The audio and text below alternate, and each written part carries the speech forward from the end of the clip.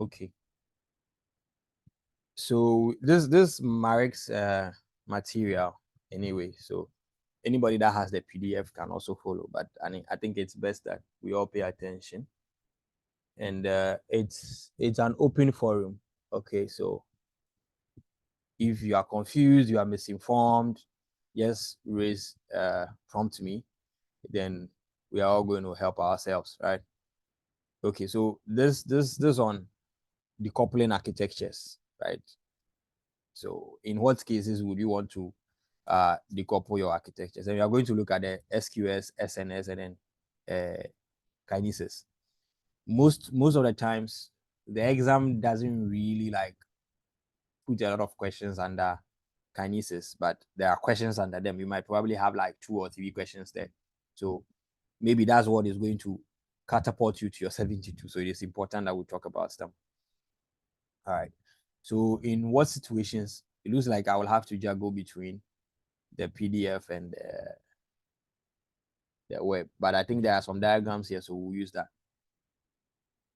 So you would want to decouple your solutions or your architectures when you have a lot of data coming in from one source. Okay.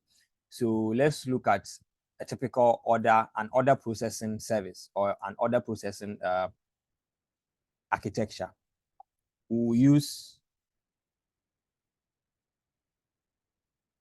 Oh, okay. So this version 27 for the PDF. I have this. What I'm using is version 31. Okay, so Gerald has it. He's going to send it in the main chat. All right. Okay. So actually, SQS is one of the oldest services from AWS. And it was typically for their Amazon service. Okay. Now, so Amazon website per se processes orders. So you go to the Amazon website, you sign up, you log in, you see something that you want to buy, you buy, and the order is processed, right? And then probably shipping is put in place, and then you get your stuff home at your home country. But there are systems that does that. So you place an order, another system get to notice that okay, an order is placed, and then it processes it and then sends it to the shipping service to also ship the order. Now let's say Amazon is running a promo, and you have like 100 people putting in orders, and then these orders all goes in and then should be processed. You realize that the system gets overwhelmed. Okay, I come from a very a typical rural area where we used to queue by roadside vendors, mostly rice, right? And then we want to buy, and you know that most of these vendors, there's nothing like order. You come, you struggle wildness, and then you get your food served for you. You make a lot of noise, me buy ache, and then they process it. I mean, whatever you are buying, you are being served. But you realize that whoever is selling it gets overwhelmed. At times, I remember one woman, she would stand there for about 2 minutes, just looking through. Then, so okra bowl, then she will take your bowl. No, okay. Now, when you want to maintain order, all you need is that, okay, now be in a queue. I'll take it one after the other. So you go to the restaurants, you go to the Papaya, you go to the KFCs, you go to the, all the big places. There is somebody who is taking your order. There is another service, or let's say computer or machine, that takes the order and then queues them. And then the chefs, whoever prepares the food, is at the back there, and then they pull. So that's where the whole polling and then things comes in, right? They pull the orders one after the other, process it, and then now tells you that, okay, the order is ready, and then you go for your order. All right. There are other systems too where somebody's at the forefront, takes the order, and then you see he or she will ring a bell, right? And then somebody will come for whatever it is, whether it's a sheet that has the order, and then no J. You get it. And let's look at a typical packaging company. Now, the packaging company, there are people who does the raw thing, and there is the part who applies, the department that applies the label, and then there's a section that will do the packaging in the boxes. Okay, so these are all processes that have been decoupled. Imagine there isn't something like that. It means that all the raw products are going to be scattered at one place, and then another person or the same person will have to come and then apply the labels or put on the labels and then go to the other end and then package them. So to prevent your system from being overwhelmed and then probably crashing, you need to decouple them. So the word decouple is like breaking, ensuring order. Let me put it that way, right? Ensuring order and then making sure that everybody works based on their capacity. Okay. So these services, SQS, SNS, and then Kinesis work to achieve that. And then they all, have a scaling capability independently from your applications. Okay, so for something like SNS like this, depending on the number of items that are coming into the queue, SQS is able to scale to that. So this is a typical SQS queue. Okay, so SQSQ is the system that most of the other processing companies use, especially KFC. You see, I'm mentioning KFC because when I came to Accra, it's the first place that I went before I went to Papaya. So, and right? And then I've seen how KFC's own work. So that's why I'm always like talking about it. Now, this is how SQS work. Okay, SQS can be in between two services. So there is a producer and there is a consumer. And then the producer sends message and then the consumer posts it. Now, how does the producer send a message? So we use the same order processing thing. Okay, so I log into Amazon. I place an order. There is an application that takes the order. Now, this order is not going to be sent to the consumer straight because there should be another back end that takes the order, but it will not go to the consumer straight. What happens is that SQS is going to take that, right? It's going to take that and then put them in a queue. Now the consumer is going to now pull the orders one after the other, right? And then after processing the order, you delete the order. So in KFC like this, when the order is there, you see that your order number is on the screen. Immediately the order becomes ready, the color turns to green. And when you go for it, they mention your order name and then you go for it. You realize that the order is deleted from the queue, right? So that is how SQS work. So anytime a producer sends a message and then a consumer posts it, after processing, the consumer will have to delete it. If not, the order will still be there, and then probably another consumer will come and then take that order, right? And then process it again, or take that message and then process that message again. So sometimes you might have duplicates. Now we'll go into how to prevent duplicates, right? So SQS has two types. Two ways of processing. There is a standard queue, and there is a FIFO queue. So FIFO is first in, first out, right? So the standard queue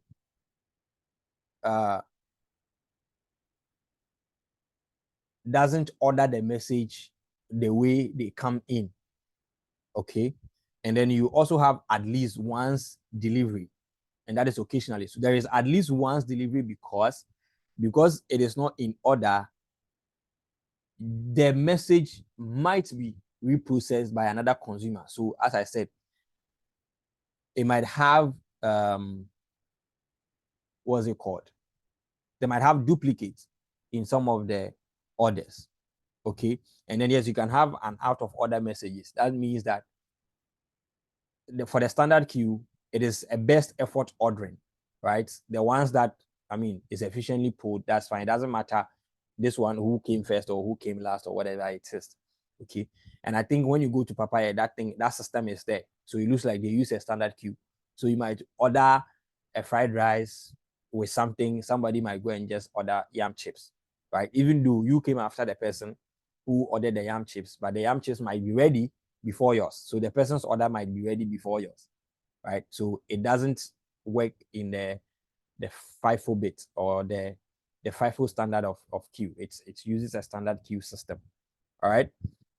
And then the maximum days of maximum days your message can stay in an SQS queue is 14 days. Okay, so you can have like from 4 days up to 14 days. Right. And there is also a limitation of 256 kilobytes per message sent. Okay. So that is it about standard queues. I'll move on to the FIFO queues before I even come to this. Well, I think this one I've even explained already. Right. Okay, anyway, let me just explain them as I move on. Okay, so that is it for the standard queues. So how do you produce messages? Isaac, one question before you proceed. Okay.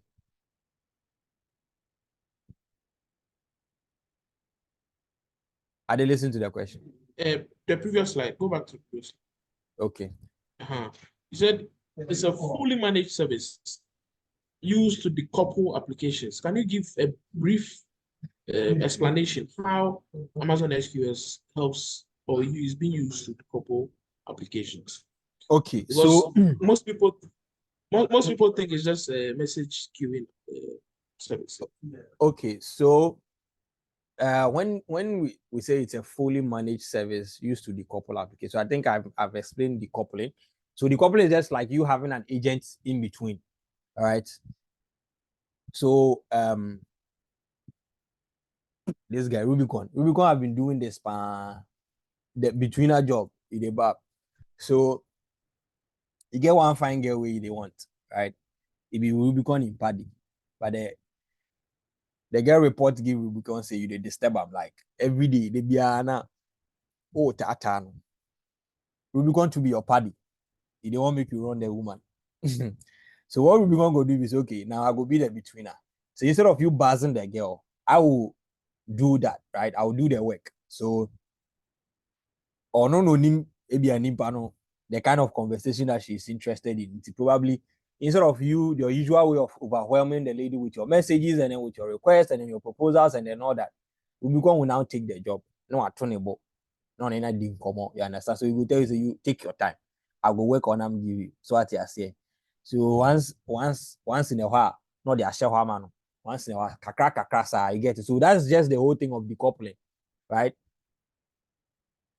Now, when we say it's a fully managed service, all you need to do, so I think, as I said, I will have to juggle between the slides and your friend is saying, Asamaba, how to exit from this full screen.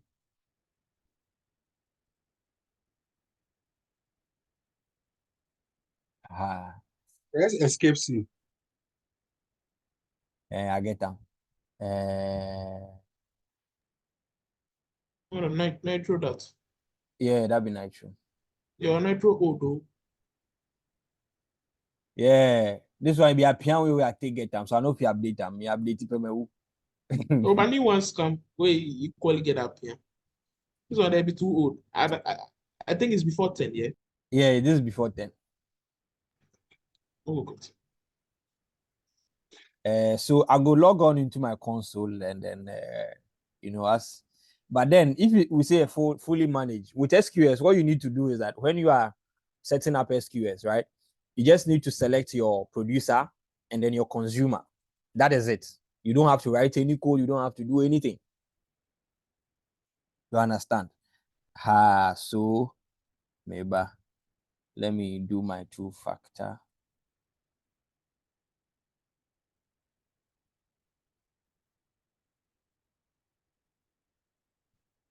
So, oh,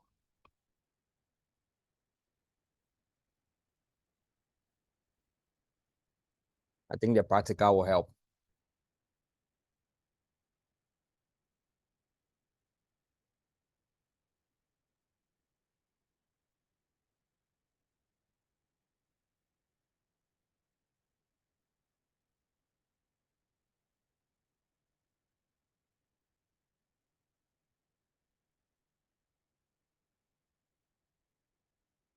Okay, so let's go to SQS. Okay, so you can see SQS manage message queues. All right. I might not create it though, if it will cost me money, but I think it doesn't cost money. So this is it, right? So normally with unmanaged services, they all work on servers anyway. But since the server management is not yours to do, okay, you can get started with Amazon SQS for free. Okay, that's fine. Right? So all the servers and then all those things is not your concern. So just like DynamoDB, when you open DynamoDB, you just start creating your tables, right? And then your items. You don't specify the storage, just like how RDS is, the storage, your CPU type, and then all that. So I will just start by creating queues, and then I can have standard. So yes, I'll use that to just scale 2 bits, right? Standard or the FIFO. So for the FIFO, if you are typing the name, it needs to have a .FIFO. So you type the name and then .FIFO. So since we only know of standard, let's just do the standard. So we'll do demo SQSQ. I don't know how to spell Q. Let me leave it. Okay, now let me use this to explain what we call the visibility timeout. So as I said, when you process a message and then the message is not deleted, it might be processed by what? Another consumer, right? So you might have duplicate in there. So to prevent duplicate, what you need to do is that you increase the visibility timeout. Okay, so I think it says something here.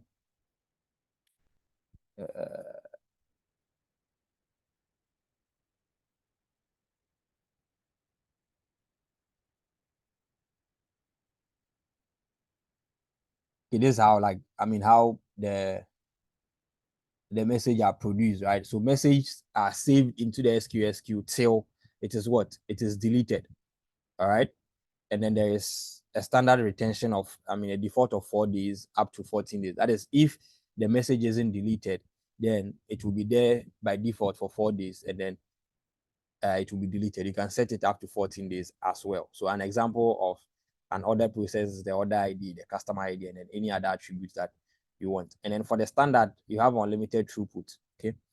Now, the message consumption, I've explained it. So the producer sends the message, it is put in the queue, and then the consumer consumes it, processes it, and probably after processing the data, it's inserted into an, it depends on whatever you want to put it. So example is to insert in an RDS database, okay? And then after processing and then inserting it into the database, it deletes it, okay? And I want the consumption thing.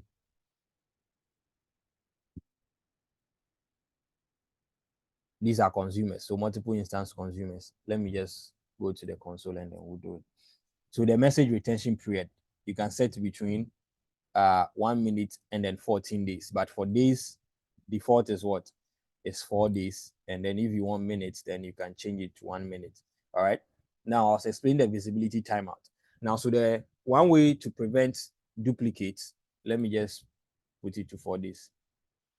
One way to prevent duplicate is increasing the visibility timeout. So there is an API call that you can set, right? Let's just put it like there is a code that you can write onto your consumer. So your consumer can be an EC2 instance that, okay, if you need time, okay, you can say that, okay, if after, from the time you pull the message, within like say 25 seconds, you are not able to process the message, then call the there is a name for that API. We'll get into the slides and then we'll understand that. Call that API to increase your visibility timeout to the time that you would want to, like you would need. All right. So the visibility timeout is the period where the message remains. This will be confusing, but let's try and process it. The period which a message remains invisible to other consumers. Okay. The visibility timeout is the period where a message remains invisible to other consumers. So there are orders in the queue, right? Richard comes for one order, let's say order 10. And then the visibility timeout is 30 seconds. So it means that within that period of 30 seconds, that order will not be visible to any other consumer or any other person. Now, when the 30 seconds elapses, the message will appear again in the queue, right? So it means that another consumer can process the same message while Richard is still processing that message. So once they are all done, it will be duplicate. You get it? So if within 25 seconds, Richard sees that, okay, hey, I can't finish processing this within 30 seconds, then I'll call the, I think, increased message visibility or something, right? I'll call that API to increase the visibility timeout to, let's say, a minute. So through that 1 minute, nobody else will see that type of message. Please, does that make sense?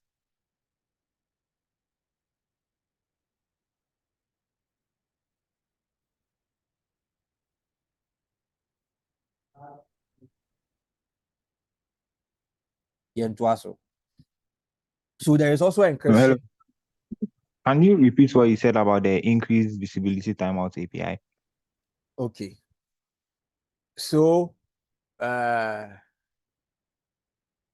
want another real life scenario. Okay, so let's still use the order. So you have a company that processes orders. Okay, so let's say food that processes orders. And then you have a policy that, okay, so restaurant do this. If a customer, by the time a customer sits, right, a client sits at a table, within 5 seconds, the customer should be served, right? The customer should be served. Now, so it means that if I sit down and then after 5 seconds, I am not served, it means that another person can come and then ask for my orders again. Or I can go and tell them that, hey, I've sat here for a long time and then my order is not in, right? So I can go in and then go and place the order again. Or the system, there is a system that processes these orders. So your order is order 1. And then a consumer, or let's say a waiter, comes for your order. And then per the policy, within 30 seconds, you should be done. So I should be eating. So at that time, nobody will come and then ask of my order again. So if the person who came for your order knows that, okay, within 30 seconds, they wouldn't be able to complete your order, then they should inform other colleagues that, hey, this person at table 1, I have his order. It is in progress. I need maybe 30 seconds more. So within that 30 seconds, the message or the order in that queue isn't available to anybody. All right. Let's use delivery services for example. So in China, when you do an order and then they tell you that, okay, your order will arrive, that's a home delivery, your order will arrive in 30 minutes. After 30 minutes, if your order doesn't arrive and probably arrives after 35 minutes, you are at will not to pay. Right? You are at will not to pay. So if you know that, okay, I can't deliver within 30 minutes, then what do you need to do? You need to update the recipient of the order that, listen, yes, we promised you 30 minutes, but we can do it in 35 or 40. And then what happens? You deliver under 40 minutes. So you under promise and over deliver, over promise and then under deliver. Right? So for the visibility timeout is the period which a message is not visible to other consumers, except the legit consumer that has it. Okay. Okay, you know how then they draw for the screen in body. Okay, I've seen annotate. All right. So for example, consumer A. So let me just put A. All right. And then this is the queue here. I say producer. This is a queue here. Okay. We have consumer 1, consumer 2, consumer 3. Right. Now producer A sends a message to the queue. Right. Visibility timeout is what? Is 30 seconds. Adiwe, ebe dense.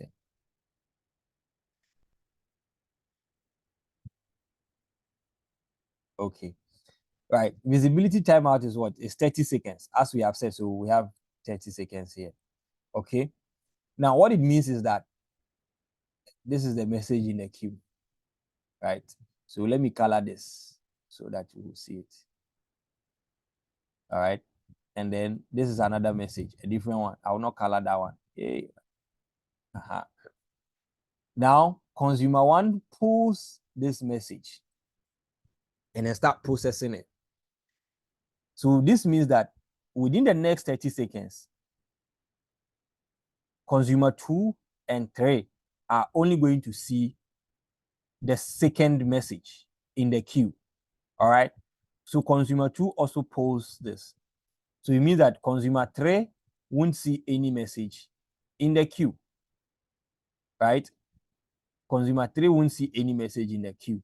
Now, after 30 seconds, if consumer 1 is not able to finish processing it, or whether they are done or not, but the consumer 1 doesn't delete the message from the queue, then the queue appears, the message appears again, right?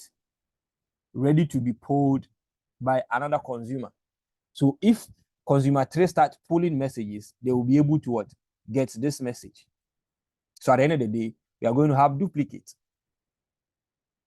right? So in the exam, you might see a question that a company has a system, they have an SQS queue, and then they process orders, but sometimes they process some data, but sometimes they are having duplicates, right? So how do you prevent the duplicates? You understand?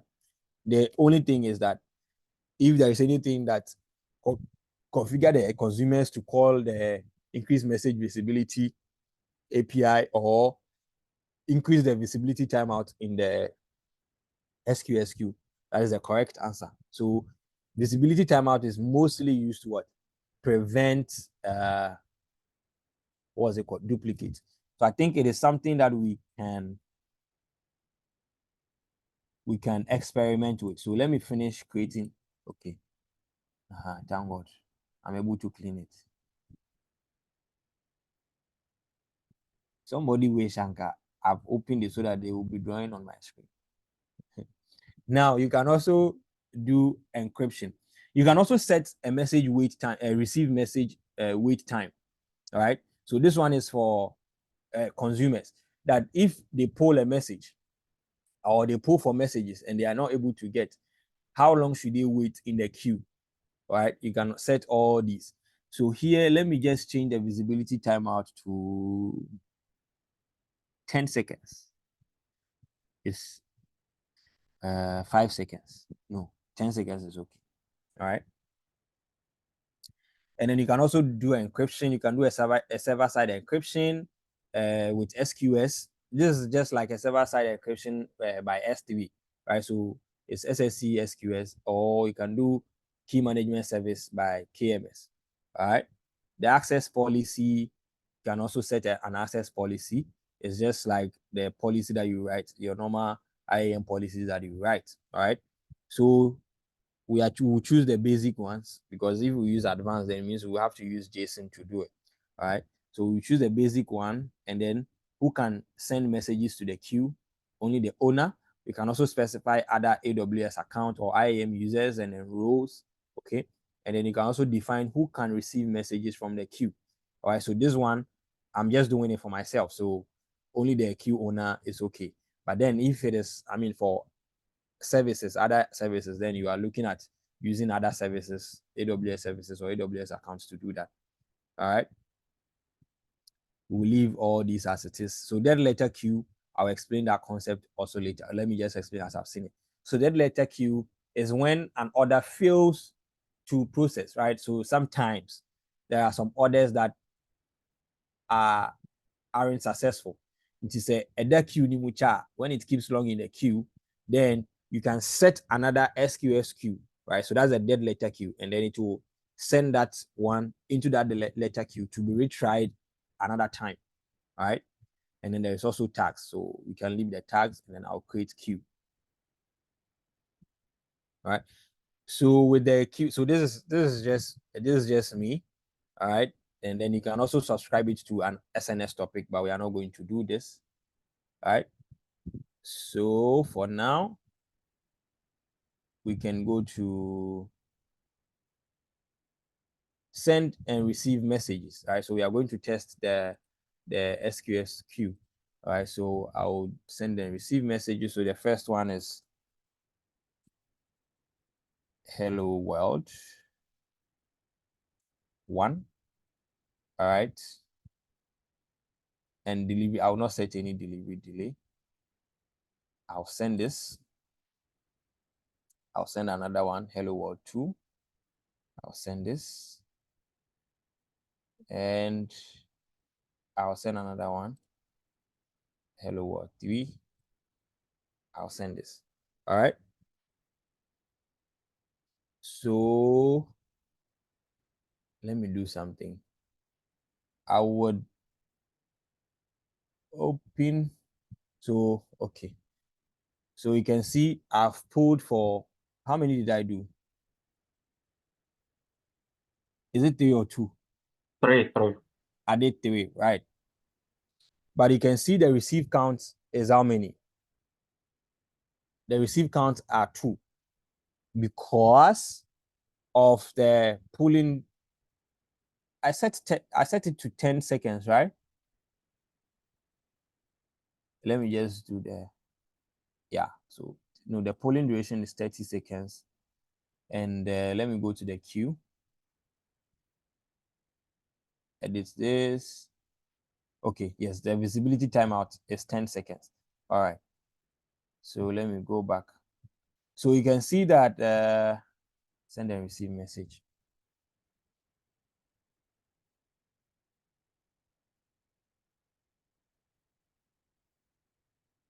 Right. So you can see the receive count is always increasing because my polling duration is even 30 seconds. And then my visibility is what? Is 10 seconds. So you can see that the receive count is what? Is increasing. All right. The receive count is increasing. Now, so if I open this, so I've opened this one, hello world TV, and then I'm done, I will have to what? Delete it. Okay. If not, it means that every okay, there is a maximum message count. So a do 10, that will be it. All right. So we have 3 messages now. And let me pull for messages again. All right. So we say a bit increases because the message is, so it's the same message, but I'm receiving it how many times? 7 times. And then you see it increases. So after every 10 seconds, it increases. So if anybody has a timer, when it changes to 9, right? Let's try and then time it and see. Okay, so 9, 1, 2, 3, 4, 5, 6, 7, 8, 9. Okay, so it has stopped pulling. When we pull it, be my baby 10. All right. So after 30 seconds, it will start pulling again. So let me go in here. Let me just delete all these messages. All right. And then I'll change the visibility timeout to 1 minute. All right. So let me go to demo SQSQ. I wanted a way where I can open this. I'll open them in multiple windows, right? So that I'll have different consumers. Then who say after that, if the same message is going to come again, so on. So let me hide the floating control. I think what I need to do is I open the SQS queue in different tabs. So I will have two consumers, all right? Yes, this one will be better. And then I'll send, let me send one message. So we'll rehearse with the visibility thing again. So I think the timeout needs too much. So let me just edit it to 15 seconds. All right. And save this. Okay. So I'll send and receive messages. So hello word 1. So I'll do for 2, right? For the 2 consumers. So send message and then 2. And I'll send this as well. So queues. I'm hoping I'll be fast enough. Okay, I'll open this, send and receive, and send and receive. All right. So I have 2 consumers here. So let me poll for messages. Okay, so the receipt is 1. And I'll open this. All right. So let me pull for messages from here. And you can see only back open ID, ABBA. All right. And this is for Hello World 1. And this was for Hello World 2. Okay. Now, we haven't deleted any of them. So let me stop pulling again. And you can see that second one in Swaba. This is consumer 2. So you can see Hello World 2 Abaha, right? And then it's the same here on the other tab as well. Okay. Now, let me try and then pull for messages here again. And then open one. This is Hello World 1. All right. So let me close this, pull for messages.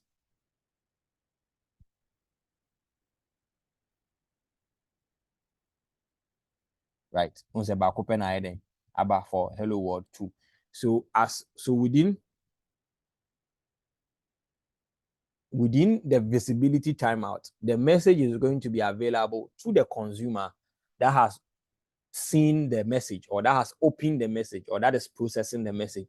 After the timeout, any other consumer at all will be able to open it. So now let me increase the timeout to 1 minute. Okay. Let me increase the timeout to 1 minute. So let me change it to minutes and then 1. Okay. And save this.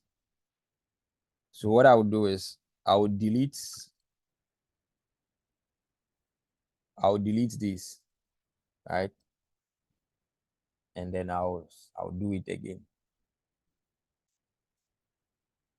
So done processing. Okay, good. So let me send message from here.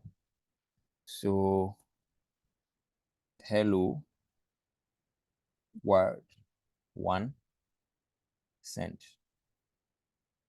And then hello world 2 send. All right. So we have 2 messages in our queue now. If I pull, okay, because it has the same hello world, we are back as the number of count as 10. Okay, that's fine. Let me delete this. All right. And I'll stop pulling. And so anytime you stop a pull and then you start it again, it will also count as the receipt time, right?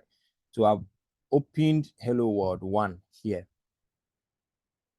Let me pull for the messages again.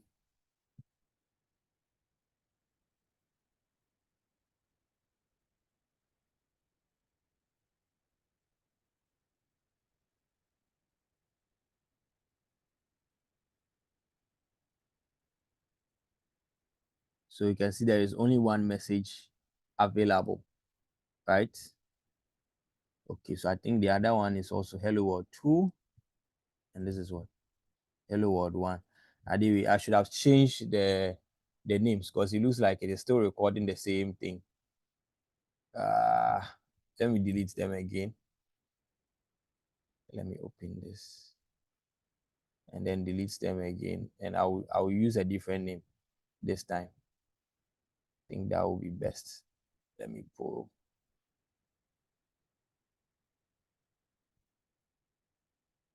Okay, so there's 0 messages available.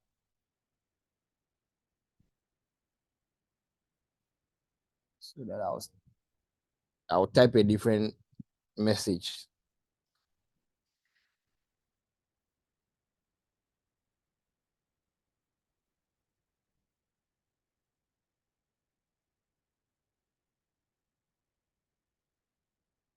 Okay. I'll delete this as well. All right.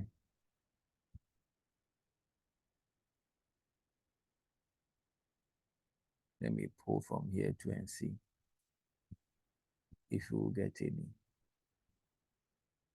Okay, so I think for now,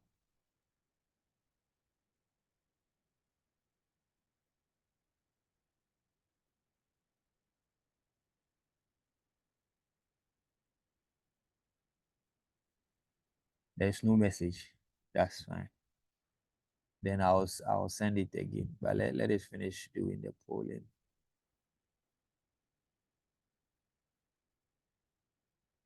Okay, great. All right.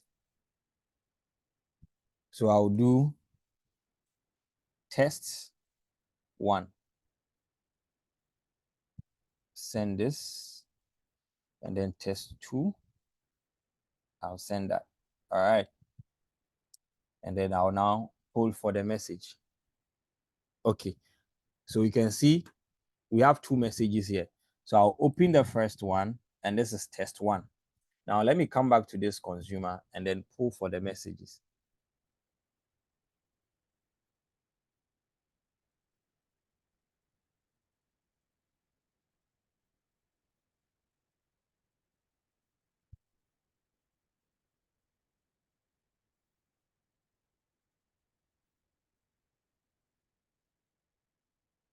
Do 1 minute. So this is test 2. This test 1. Oh, sorry. So no, let me check the timeout again.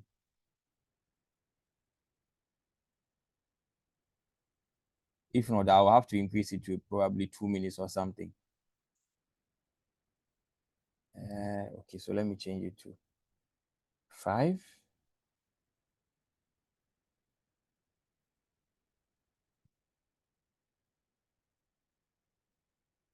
Okay. So I think this will be long enough.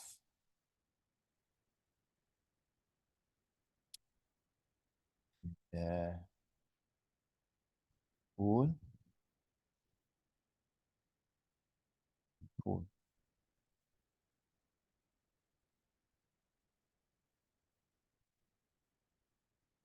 Okay, so this one.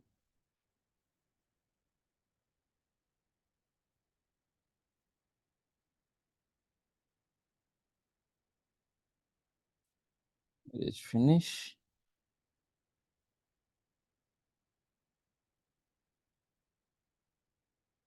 All right, so we have 2 messages. So I've opened test 1 here. All right. And then let me try and then pull this one and see. This is also still coming. Or I should try different browsers too and see. This is test 2. Test 2. This is test 1. Done. Let me select this. View details. Okay. And then let it finish pulling and let me see.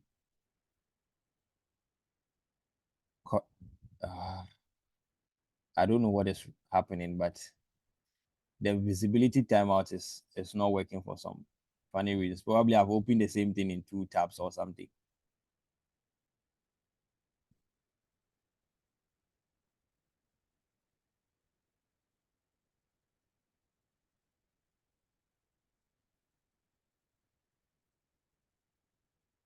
The 30 seconds was okay. When I increase it, let me edit the post settings. So maximum message time, full duration. I don't want us to go here because we've not got in here.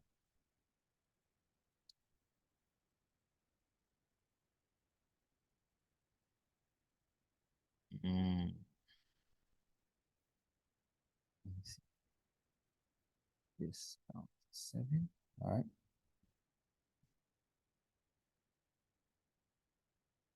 Anyway, let's move on. I don't know why. All right. Let me delete this.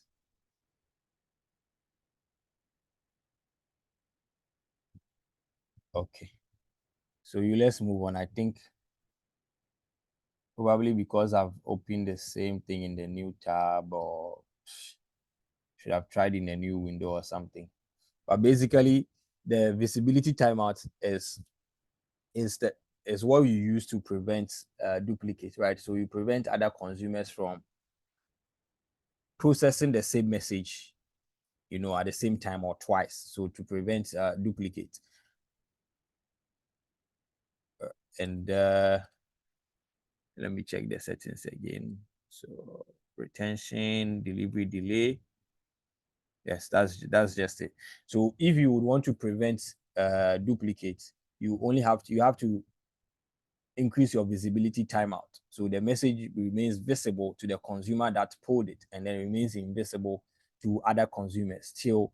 But after consuming, you have to also delete it.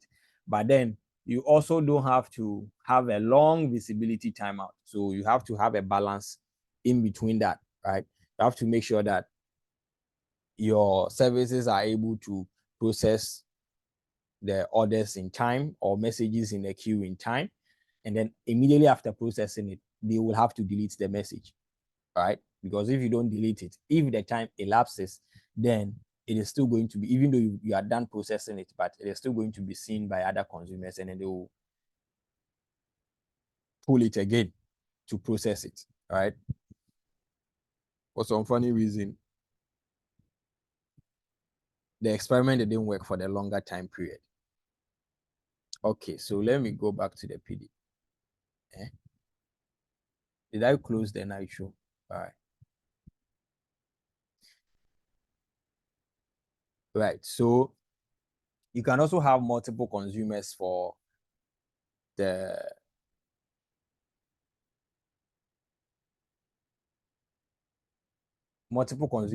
queue, right? So you have one SQS queue, and then you have a lot of messages coming in, right? So you have like 3 EC2 instances. So you are able to, with CloudWatch, you are able to set an alarm, right? That will help you scale up your instances, right? So instead of the orders overwhelming the instances without the SQS queue, the orders overwhelming your probably auto scaling group, for you to scale according to demand, you can now set your CloudWatch alarms based on the items in the SQS queue. Okay, so you set your CloudWatch alarm to monitor the approximate number of messages in a queue, and you tell CloudWatch that, okay, if messages reaches like 1,000 messages, then prompt my auto scaling group to scale up the instances. Okay, no, to scale out rather. So to scale out the instances. So if you have 3 instances, you will now have 4. All right. So if it doesn't matter the number of orders that are coming, all the instances will be able to consume them and then delete them after processing it. Okay. So you can either do you do a horizontal scaling, right, to improve your throughput of your instances. So this is how it works, right? So you have, let me bring the annotation since I've seen how to do it. I'll be using it. All right. So this is your queue. All right. and then the instances are what? Pulling the messages from the queue. Now you have a CloudWatch alarm. So this is the metric, approximate number of messages, right? So as the number of messages are increasing, then this will trigger an alarm, right, to scale out your resources, to scale out your EC2 instances. So this is how SQS is used with CloudWatch to scale up your resources. So I think I saw a question. I'll see the question somewhere. I saw a question that way, that the company has an architecture, and then they are still, let me check the chat. Hey, somebody is taking screenshots. Okay, so they have an architecture and they are using auto scaling group as well with SQS, but still the instances are overwhelmed, and then the performance of the application is down, right? It has affected the performance of the application. So as a solutions architect, what will you do, right, to scale up resources without your instances being overwhelmed? So what you need to do, you use it with a CloudWatch, and then you set a CloudWatch alarm to scale up your resources based on the number of messages in the SQS queue, right? So that is how you use it with your auto scaling group, all right? And then this is another way as well. And as we said, the SQS queue or SQS is fully managed, so it scales infinitely, right? It can scale up to according to whatever number that counts, right? So you have your front end application as well, right? That takes the request. So this one is direct. So as the request comes, depending on the number of requests, the front end app is able to scale up to meet the demand. They will send a message to the SQS queue, which can scale up according to the number of messages that will come. And then you can also have your CloudWatch metric to also trigger an alarm to scale up your back end, depending on the number of messages in the queue, right? So in this instance, we all remember the cafe business case, right? You can have a queue processing person or somebody who takes the orders and then gives to the people, whoever to prepare the orders. But what you have a long queue, what do? It means that you will have to have a large number of people taking people's orders, right?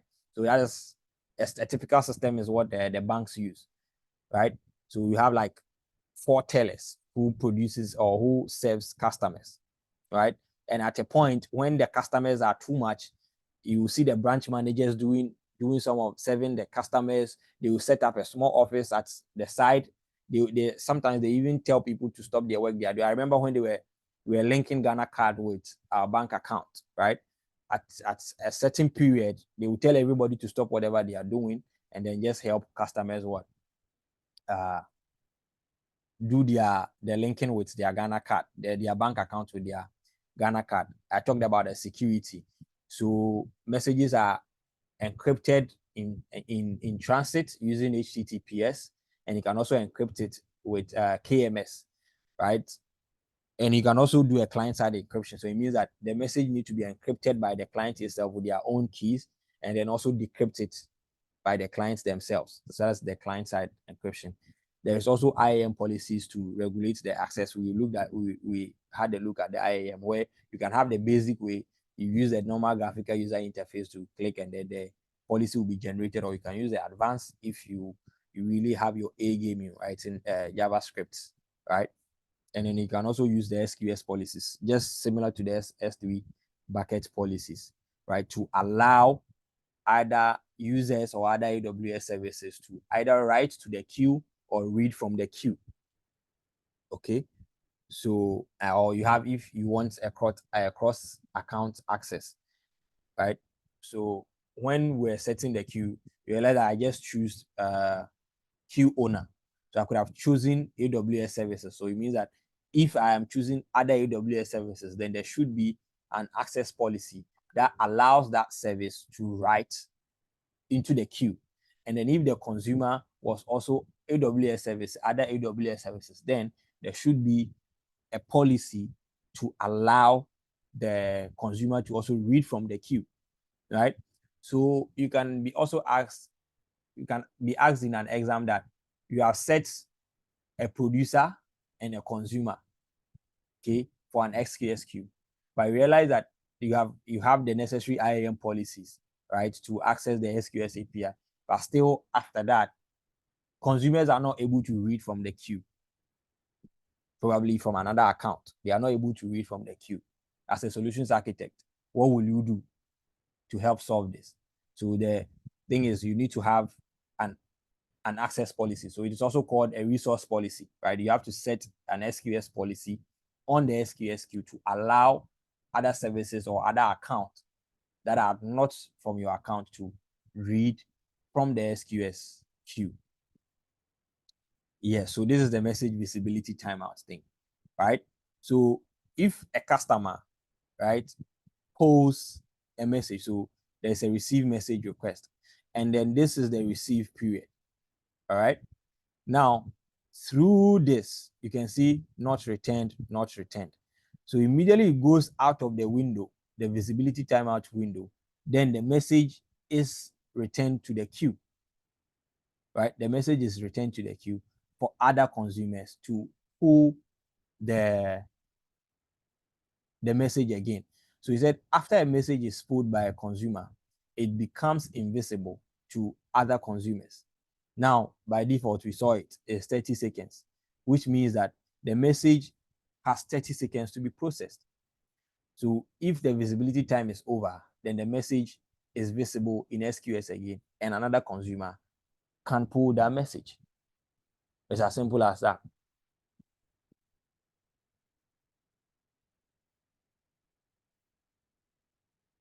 So if you would want a consumer, or if a consumer would want to have more time, then they can call the change message visibility API to get more time.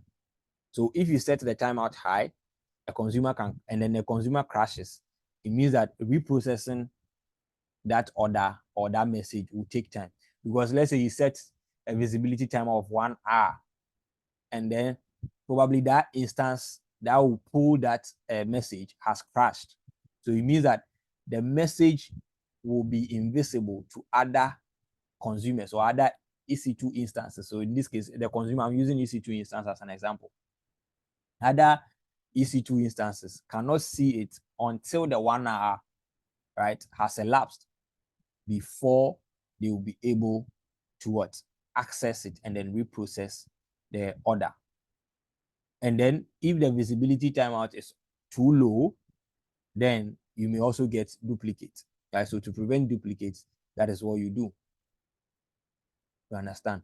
So once again, the exam might ask you, how do you prevent duplicates in SQSQ? You have a very long business case study, right? A company has this and then that, they use Amazon SQSQ to process the data, but they realize that they are still duplicating the data. How do they resolve that? Then you are looking at change message visibility, right? And then you might have the consumer call the change message visibility API to get more time, and then configure it to delete the message after processing, right? Or if there is an option for you can edit the message visibility timeout or increase the message visibility timeout, right? And then configure the consumer to delete the message after processing. These are the possible options that you can see, right? And there is also long polling. So long polling is to prevent too much API calls, right? So you realize when I was doing the polling timeout was also 30 seconds, right? So you can set, let's say, a polling timeout from, what's it called? Sorry, it was 10 seconds, right? So you can set a polling timeout between 1 second to 20 seconds.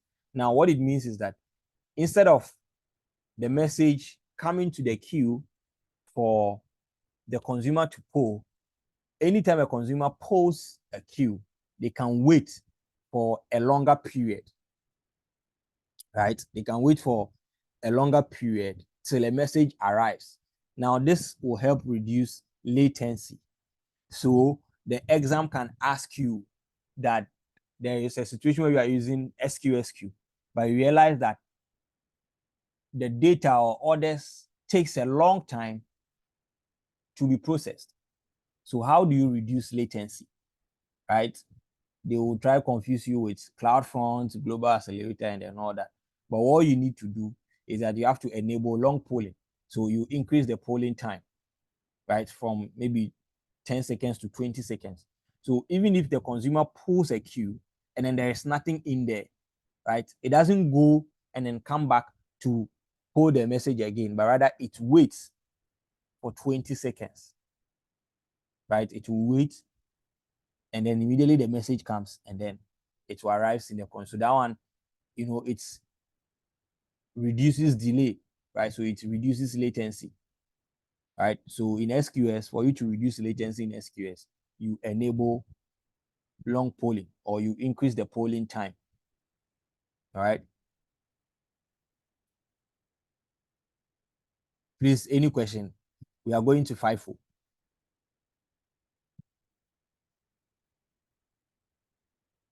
All right. So FIFO, FIFO is the same thing. First in, first out. So it's self-explanatory. So a producer sends like a list of messages, right, in an order. So here it sends it in 4TB21. So the same way, it is the same way that is going to be delivered, or is the same way that is going to be pulled by the consumer, 4TB21. But that one has a limited throughput, right? You can send 300 individual messages without batching. But if you batch them, then you can have like 3,000 messages, right? And there's exactly one send capability. So immediately a message is sent, it doesn't what's it called? It doesn't get reprocessed, right? So it's a call just once, then it doesn't come again because that one it is in order. So it is normal in our usual but they say there's a sharing of gifts, and then you are not using a queue. So everybody goes, it's a mad rush. Everybody goes in and go and take it.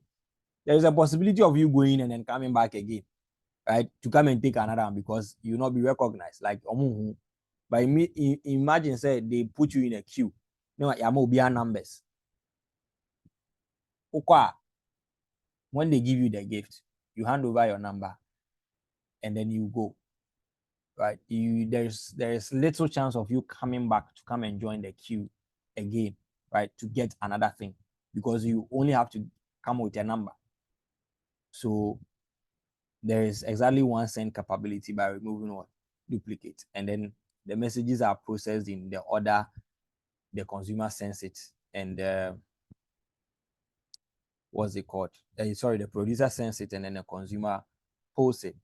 So the same thing. So I think we've talked about this SQS with auto scaling is the same thing, right? So per the number of messages in the queue, then you have your CloudWatch alarm to trigger an auto scaling to scale your resources out. Okay, so these are solutions architect scenarios, right? So you have a request, right? A request comes in, and then these transactions. So you have an app, an e-commerce app.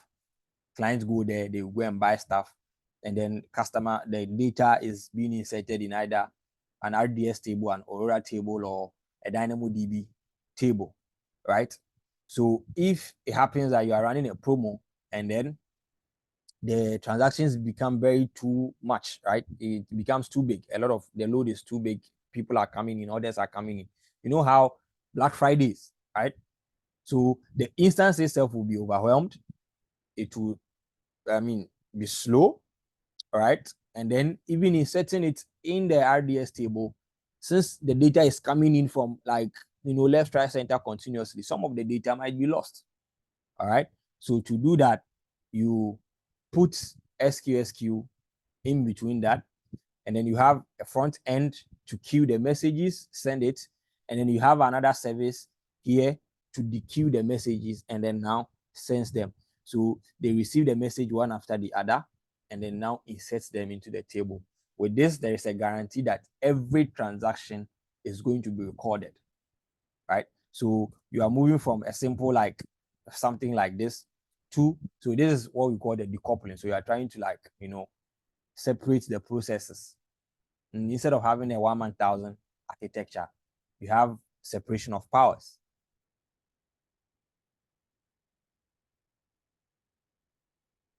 So this is the same thing without what's it called? Without the database thing. So you have the order taking front end, and then the probably an order processing back end. So the message comes in, they are in a queue. The back end, the processing takes the message from the queue and then processes it one after the other, right? That's just it. So please ask all your questions on SQS before we go to SNS, because SNS there is simple. So you're very fast. Let me open the chat here. If anybody has a chat, if anybody has a message, then we'll go look at it. Hey.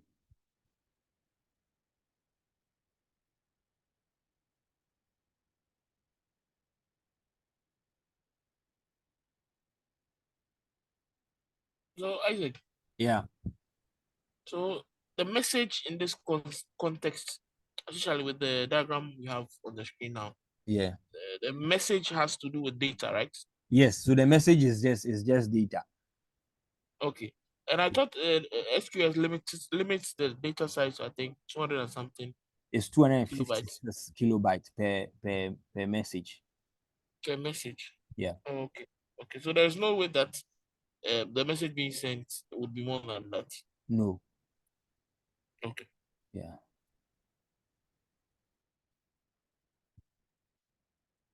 So the only way, if you want to have like bigger, then you have to batch them, right? And then there is another way. I think as we move forward, there is a way to also have, messages can only be sent to one queue, right? Yeah. To one queue. So if you would want to have multiple queues, then you have what you call group ID, right? So you have, so you have multiple consumers sending to different, it's the same SQS queue, but you have just grouped them. So you are able to have two queues, and then consumers can pull from either of the queues. I will get to that diagram as well. All right.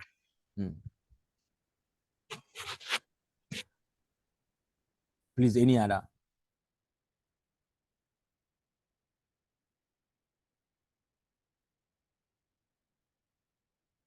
All right, so let's continue. So SNS is what? A messaging service or a notification service. And it doesn't work with the polling system just like SQS, because SQS, the messages are stored in a queue, right? And then consumers post them. SNS works like a publisher and a subscriber, right? So just like our usual social media thing, right? If you turn on your notifications, then you are more or less like a subscriber to Facebook notifications, to X notifications, to Instagram, to Snapchat, right? So anytime anyone sends you a message, you receive a notification that somebody has sent you a message. Okay, so you can still have your application. So you can see the application can be, so that's the publisher, right? Your front end can be your publisher, and you can have an SNS topic, right, that receives this message. So anytime someone places an order, then you receive an email, a message, SMS, or whatever it is, right? That, okay, somebody has placed an order. Then you go in and then do what?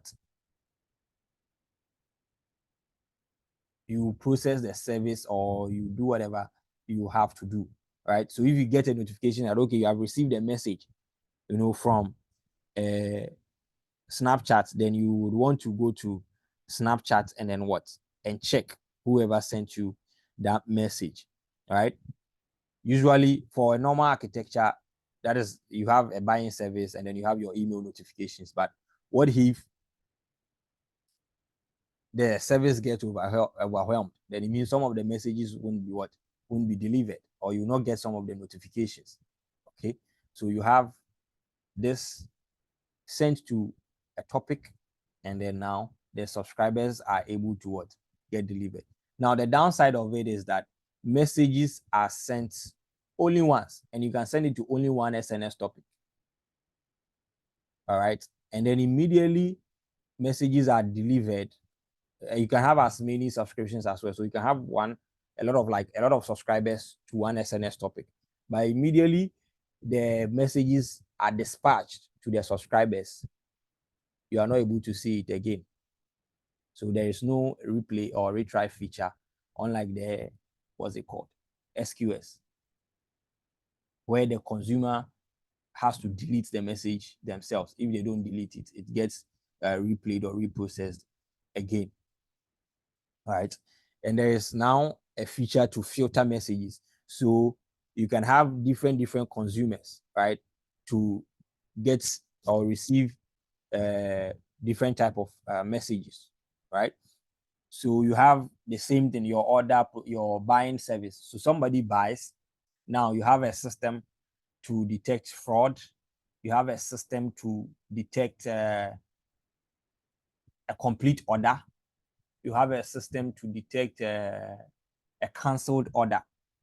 And you as a user, the human, what you want is the message for completed order and then canceled order, right? So you can have the subscriber filter that message that, okay, only this message goes to SNS, text message or email, and then send maybe the fraud. Probably somebody is using a fake credit card or somebody is trying to outsmart your system. You can have the filter to say that, okay, all the fraud messages should also go to, let's say, a Lambda function to probably lock the account. So some of the systems that are used, some of websites, when you are signing up, they will tell you that you cannot have two accounts. So when they find out a duplicate, your account will be deleted and then you'll be banned, and then you will not be able to create another account, right? A lot of websites does that. So these are the systems that they use, right? So a message, once they find a duplicate, a message is sent to something to trigger some function or an API to block your account, block any account creation from your IP, and then all those things, right? That's why some of the websites, immediately your account is blocked, you try to create a new account with different emails, but in fact, because your IP is still the same, right? So this is how SNS also works. But I mean, it's just simple.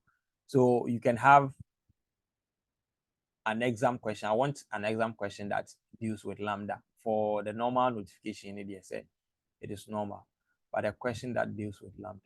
So you would want to process some data, right, into an S3 bucket. Let me put it that way. You want to process some data into an S3 bucket. However, you would want one with the least operational overhead. Okay. The way the question might be coined, you can use SQS for that, but you don't want polling.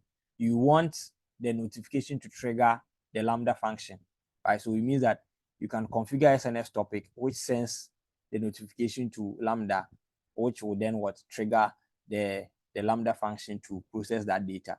You might have like a question like that as well. So there is a chunk of services that SNS integrate with. Talk of CloudWatch, Alarm, Budgets, Lambda.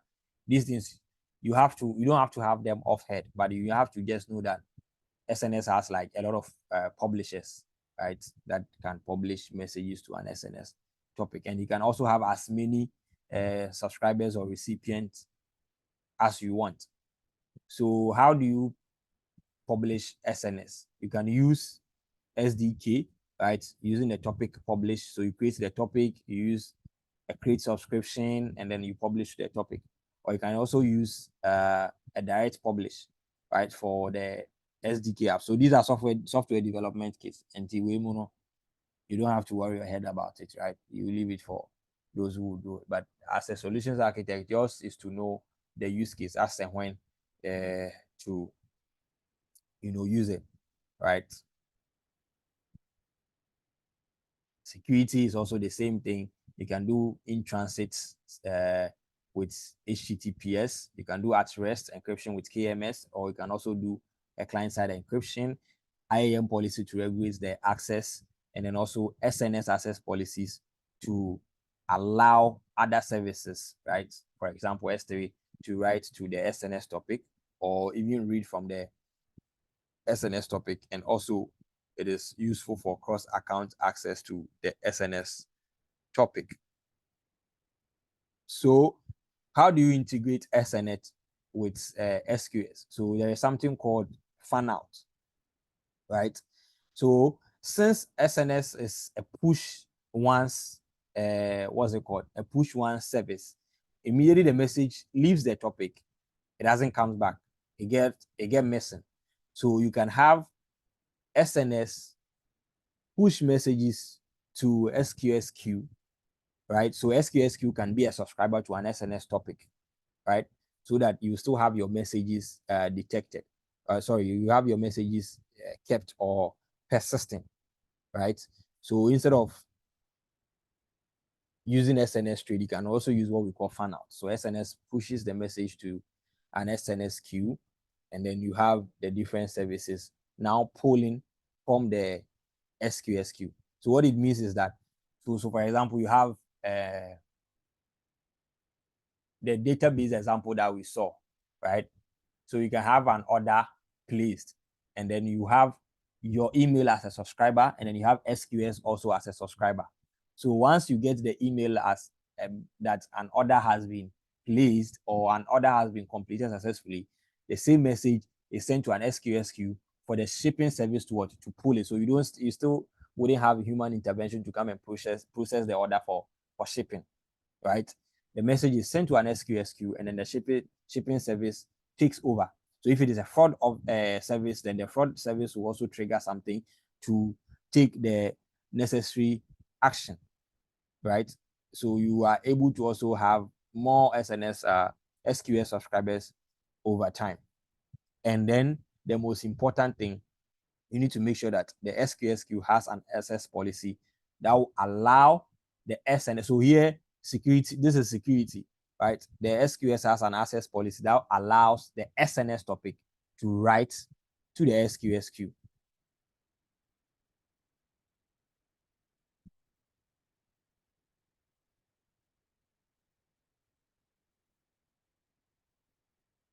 So this is another example as well.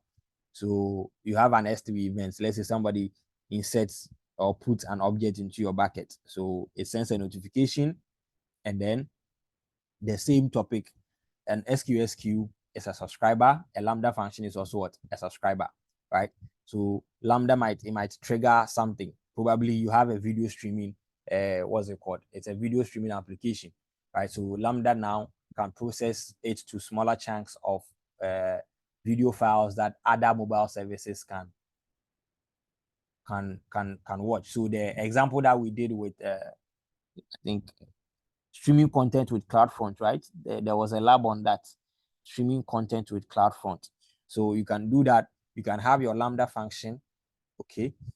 So immediately the object is inserted or uploaded into the S3 bucket. This will trigger a Lambda function, and then the Lambda function will do the processing, or it sends to an SQS queue, which another Lambda function can pull that. But then, so there are architectures like there are questions that might ask you this, that how do you, probably you would want to process video streams or whatever files. What you are doing is that here, if you put the SQS queue here, and then you let the Lambda function now pull from the SQS queue. Meanwhile, Lambda can just, SNS can integrate with Lambda for Lambda to approve. If you put it in front of the SQS queue, you are just increasing overhead, right? But depending on the situation, when they say they would want then, because here immediately it's pushed to the Lambda function, that is it gets missing, right? But here the message will be stored for the retention period that you will specify.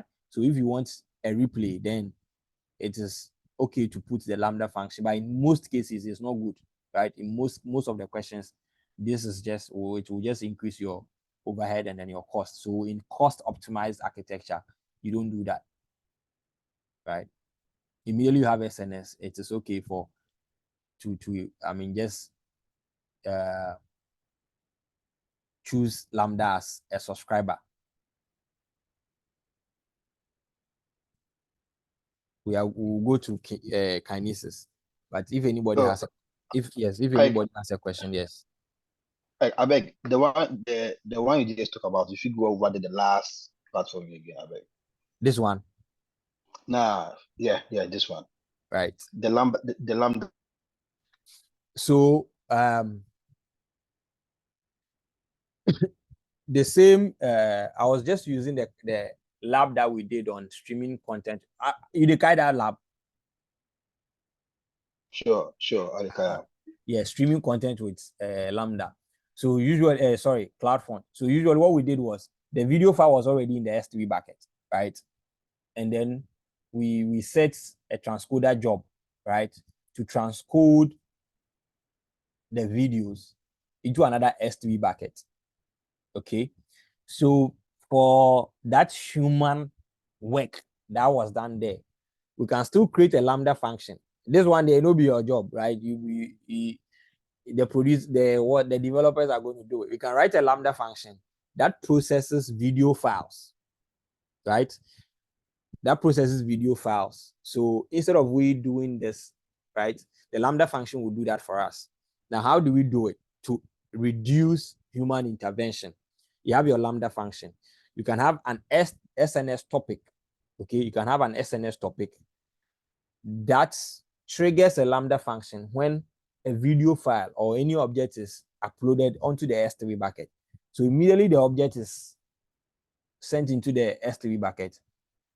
An SNS, or it publishes a message to an SNS topic. Let's say put object or upload object. And then now topic, since Lambda is a subscriber to that SNS topic, or I should go to the labs and then do, well, maybe probably people don't have an idea of what I mean by They get them do. I don't know if SNS topic, right? So you have, hey, let me go and delete my key. Or I've deleted it already.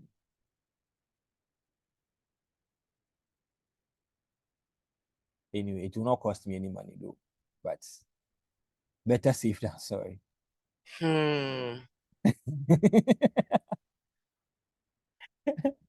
I know this type of my no pa. Okay. For all you know, the guy who left the group had similar experience. $65.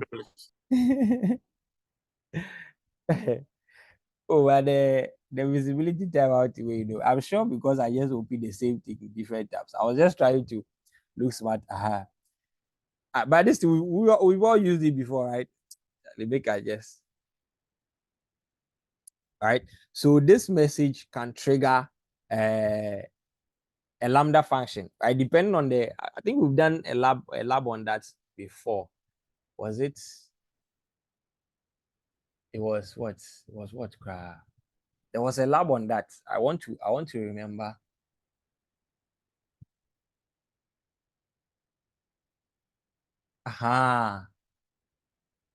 It was the lab that you upload an Excel file. I think that was it. You upload an Excel file, and then it will trigger. We integrated it with S3, right? And then the topic will now trigger a Lambda function to insert that data into a DynamoDB table. Do you all remember that lab? If you don't remember, that's fine. I'm saying it now. Oh, okay, so there is a new update set. So SNS now supports in-place message archiving and replay for FIFO topics. Oh, I see. So this one is new. We are not going to be examining on this, so no worry your head on it. So SNS now has replay function, but the exam is those 15 questions, 15 or 20 unwanted questions that they don't grade us on. Yeah, you are not graded on that anyway. So But it will allow you to do mistakes. Emum, Your heart will start pounding before you realize you pound. start making mistakes. So SNS topic. Okay, that's for the FIFO. So SNS standard doesn't now support a no code in place option to store and replay your messages without the need to provision a separate archival resource. Okay, this improves very soon. From the look of things, they then go, maybe SQS will do a different thing altogether, or they will just deprecate your friend is saying SQS entirely. Because if this has, you know, a replay function, then the SQS, okay, so SQS They can also merge. yeah, probably they can merge it. So instead of having SQS and an SNS, you just have one thing, right? So you can do your pub and sub, and then you can still do your polling. I think that is where the whole thing is driving at. Okay, let me see. Start with that. I personally think the use case scenarios is what makes them different. So Yeah, I don't think it makes, because the scenarios are like completely different. Like how the subscriber thing, when you post something, it goes to like everyone. But the consumer producer thing is for specific people where they have to act on it. Well, let's see how it goes. yeah. Okay, so this one self is good. All right. So you have a publisher. So the publisher now publishes the message towards SNS. All right. Now SNS push it to an SNS topic. Okay. Now there's also a dead letter queue, but you have to specify an endpoint, right? The endpoint to send it to a dead letter queue. So that's SQS. And then you can have the message filtering or the message fan out thing here, right? And then it sends it to Lambda.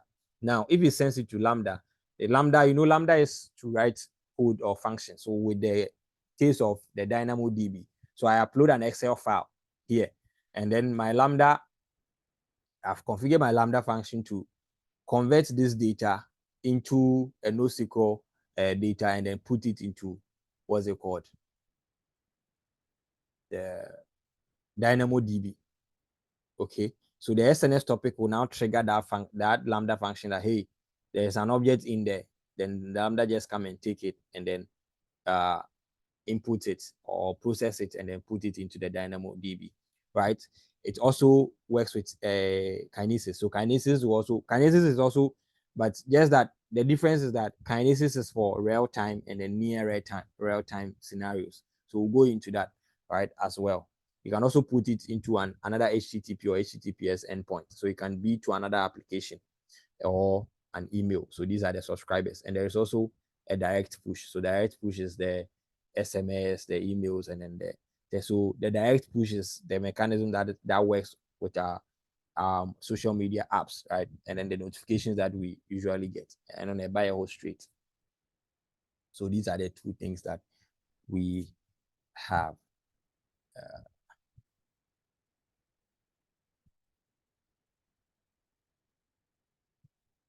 Okay.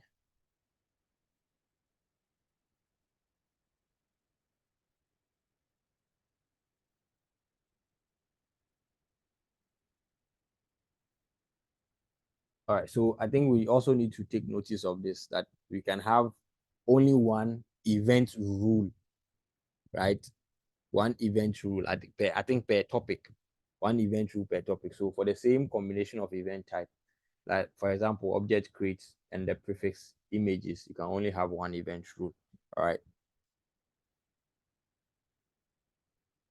And then if you want to send, yes, I've spoken about it, same S3 event to many SQS queues, then you will have to use the fan out. Hey. Okay. Close this.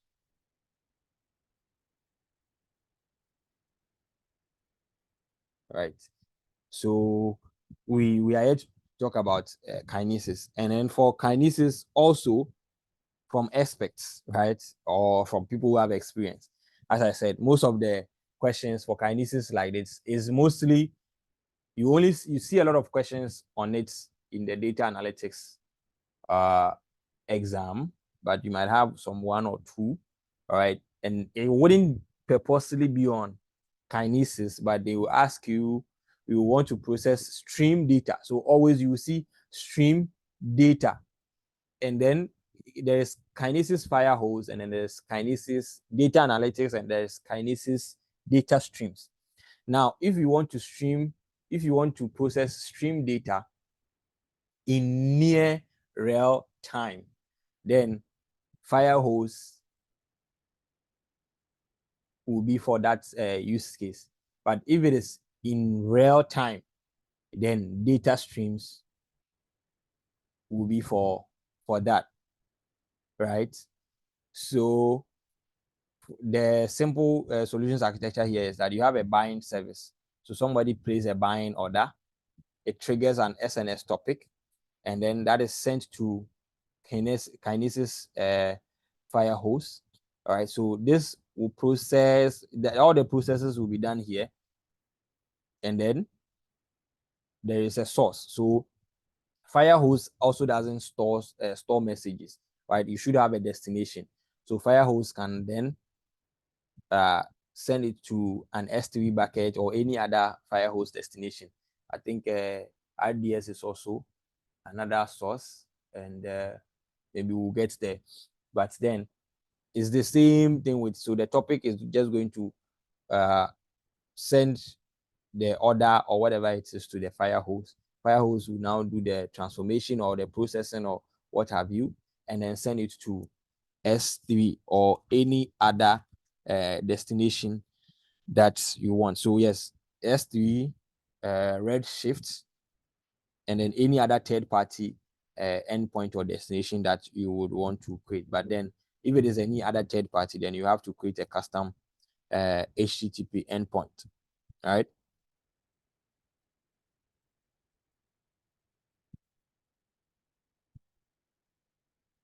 So this is also how the FIFO, the FIFO or the FIFO thing works, right? So it's also similar to the SQS FIFO thing. I think we don't need to spend time here. It also has limited throughput, just the same throughput as SQS. That is 300 messages if it is not in batch, or 3,000 messages with batching.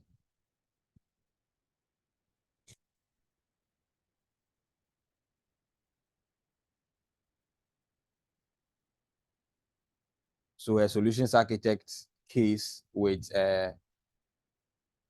SNS FIFO and then SQS FIFO.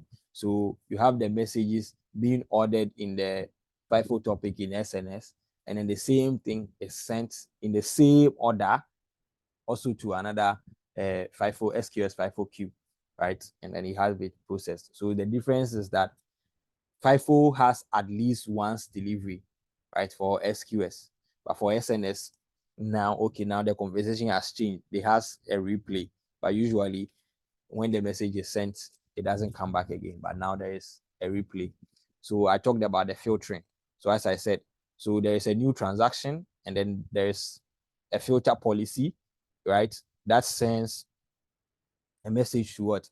So this subscriber only takes what? Place orders.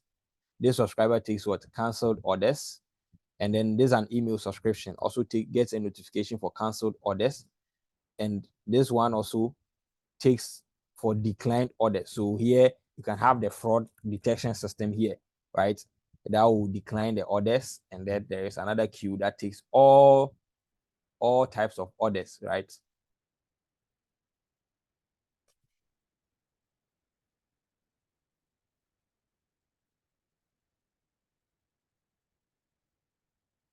Right. So this is Kinesis. So if you want to collect, process, or analyze stream data, as I said, in real time, then Kinesis is the use case. So in situations like most of these questions, Kinesis questions comes with IoT. So they have an application or something that takes real-time data, or a streaming app takes real-time data, and then they want a situation where these data we process into another destination, or there's a system that can process the data in real time. So most of the time, something like Uber, right? I don't know if they really have, but Uber, you are able to have the GPS coordinate of the cars, or let me even use the normal tracking system. You have a tracking system on your car, right? And you have configured it to send you the GPS location at what point, at any point in time, or you have set the duration. Maybe after every 1 hour, send me your location, or when you travel 100 kilometers, send me your location. So realize that this data will come frequently. All right, this data will come frequently. So you need something, and then they come in their raw state. So you need something that will process that data to something that you would understand, right? And then depending on how you want to collect it. If it is real time, you want to take it like real time, then you are using Kinesis data streams, and then it also is able to store the data streams. Or if you want to store it, if you want to gather the data near real time, then you use Firehose to load the data streams into another data store. It can be an S3 bucket. It can be a Redshift warehouse, right? And if we want to analyze the data, right, as and when the data comes, then you are looking at data analytics. But as I said, this one is for solutions architects. You are always going to have questions on have data in S3, and then you want to analyze it. So you see the quick site, you see the Athena, and then all that. But these ones normally comes in the data analytics. And there is another one, video streams. That one today said we will not be examined on that, video streams. It's also to capture and then store video streams. So that is just an overview of the Kinesis thing. I don't want us to waste time here because you don't have a lot of questions on it. But then data streams, for data streams, when you are using it, you need to provision what we call a shard. Let's just take the name like that. If you want to know what a shard is, probably you can just Google, right? Or you go to AI. But I've not bothered my head to actually like ask what a shard is or whatever. But you can see a shard would probably be a container, right, that will receive the data. Okay. And then there is 1 megabyte per second per shard, or 1,000 messages per shard. So depending on the number of shard is the size that you are going to get in your stream, for your stream data. So if you have 5 shards, then you are receiving 5 megabyte of data, right? 5 megabyte of record or data. So Governor, a shard is basically like a piece of something. So when you divide maybe something into pieces, each piece is a shard. Yeah, Oh, that'd okay. be all. Okay. Thank you. Right. So the same thing, you have producers. So it can be a Kinesis agent, it can be a normal user sending data, or other applications, right? So they send records, and the limit is 1 megabyte per second per shard, right? And then the consumers will pull the records, right? But then the records, you have 2 megabyte per second shared per shard to all consumers, okay? Or 2 megabyte per second.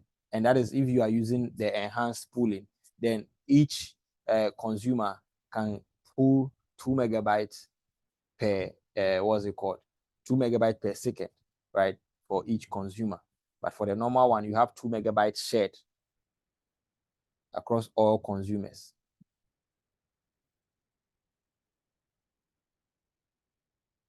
So with this, the retention period is also 1 day. So they are able to store data from 1 day to 1 year. Let me put it that way. They didn't include the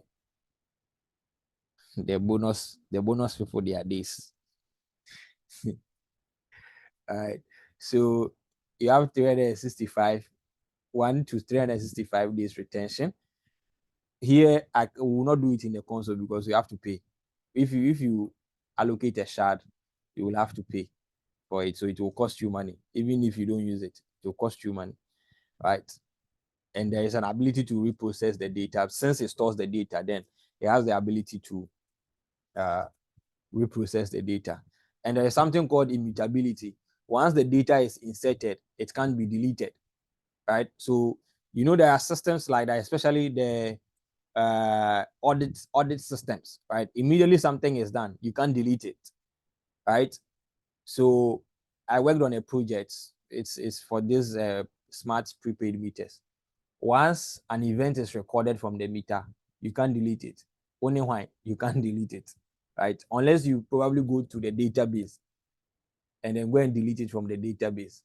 But as apart from that, if you are using the front end application and the database there, nobody goes to the database except the people who have control over the data center. And then, you can't just go to the data center and then log into the database, right? So, correct. This electrical meter thing is even a good example. So there is a system that takes data from these meters, all right, in real time. So if there is a tamper, the data is sent, a record is sent. If there is a recharge, a record is sent. So very soon, I think they do it. Very soon you will be there. If you have done illegal or you don't buy prepaid, you'll be there, and then ECG personnel will just come to you that, hey, for a very long time you've not bought prepaid, and then looking at your records, you buy like per month, and it's not as if your last purchase was something that could take you for this longer period of time, right? And then per the history or the logs that they will read from the meter, they will know that, okay, you've tampered with the meter or something. So that is the step ECG is trying to go. Okay, so a typical use case like this, kinesis can be used, right? And then I forgot to say one thing. So each record has what we call the partition key and then a data blob. So the data blob is just the size, and then the partition key is just a number, right, that identifies the record.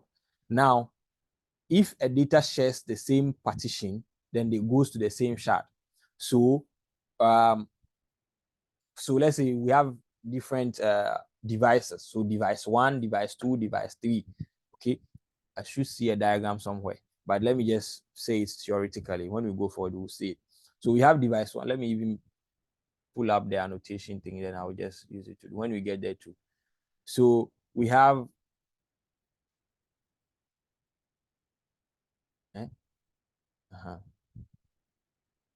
hey. All right, so device 1, 2, 3. All right, let me do 4. Let me add 1. Okay, and then we have shard 1, shard 2, and shard 3. All right, so this one has 1, 2, 3, 4, 5. Okay, and per their partition. So it doesn't mean that if the device is 1, then it will go to shard 1. It doesn't work that way. What it means is that a record, right? If this produces a record, and then this record is sent to shard 2, all right, and then it shares the same partition, or I wouldn't say partition, but device 2 also sends their record to shard 2. It means that every message, right, every record that this device 1 is going to produce is going to have the same partition key, right? Device 2 is also going to have, it doesn't mean that they are going to share the same partition key, but then per the partition that is produced for the first message that is sent, the same record is going to have the same partition. So let's say this will have like PA, right? And then PB. So all the records are going to have PB, PB, PB, and then this one will also have PA, PA, PA. So as long as they produce the same, and it is going to be like that, they are going to produce the same partition key, it is all going to go to shard 2, right? So wherever you send your record first, as far as you continue to produce the same partition, then that is where your message is going to be delivered to. It's going to go to the same shard, right? That is just what it is saying. Okay, so this one can decide to send to shard 1, and then it will continue sending there. This one the same thing, and then this one will now be sending to. So it will every record will go here. This one's 2 records is also going to go here.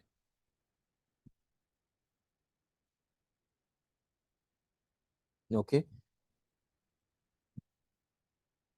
And for the consumers for this, you can write your own using the client library, and then you can also use the AWS SDK. Right? There is, if you download Malik's video, there is an experiment there. Or the lab is there. He does demos on them, so you can watch the demo on it as well.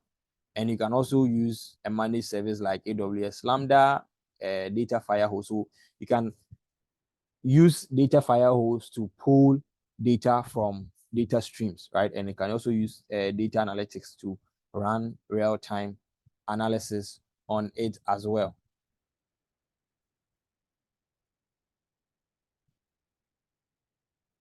So this annotation thing is nice, Papa. So there are two capacity modes. There is provision mode, and there is on-demand mode. So, provision, you have to specify the number of shards, and each shard gets 1 megabyte records per second.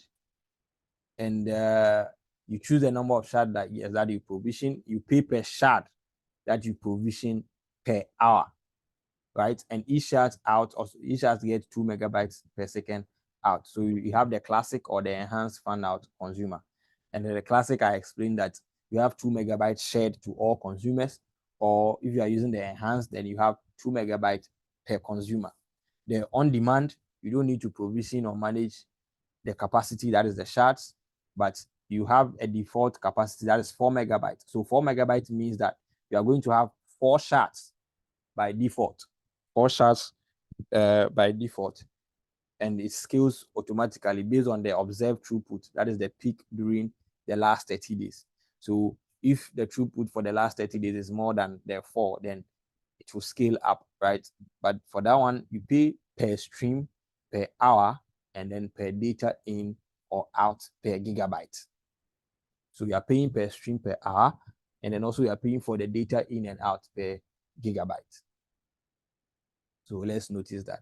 Encryption is the same thing with the SQS and then the SNS. So you can do encryption at rest with KMS. You have encryption in transit or in flight with HTTPS endpoint, right? And then you can also do encryption and decryption. That's client side, but it's very hard to implement that as well. Okay.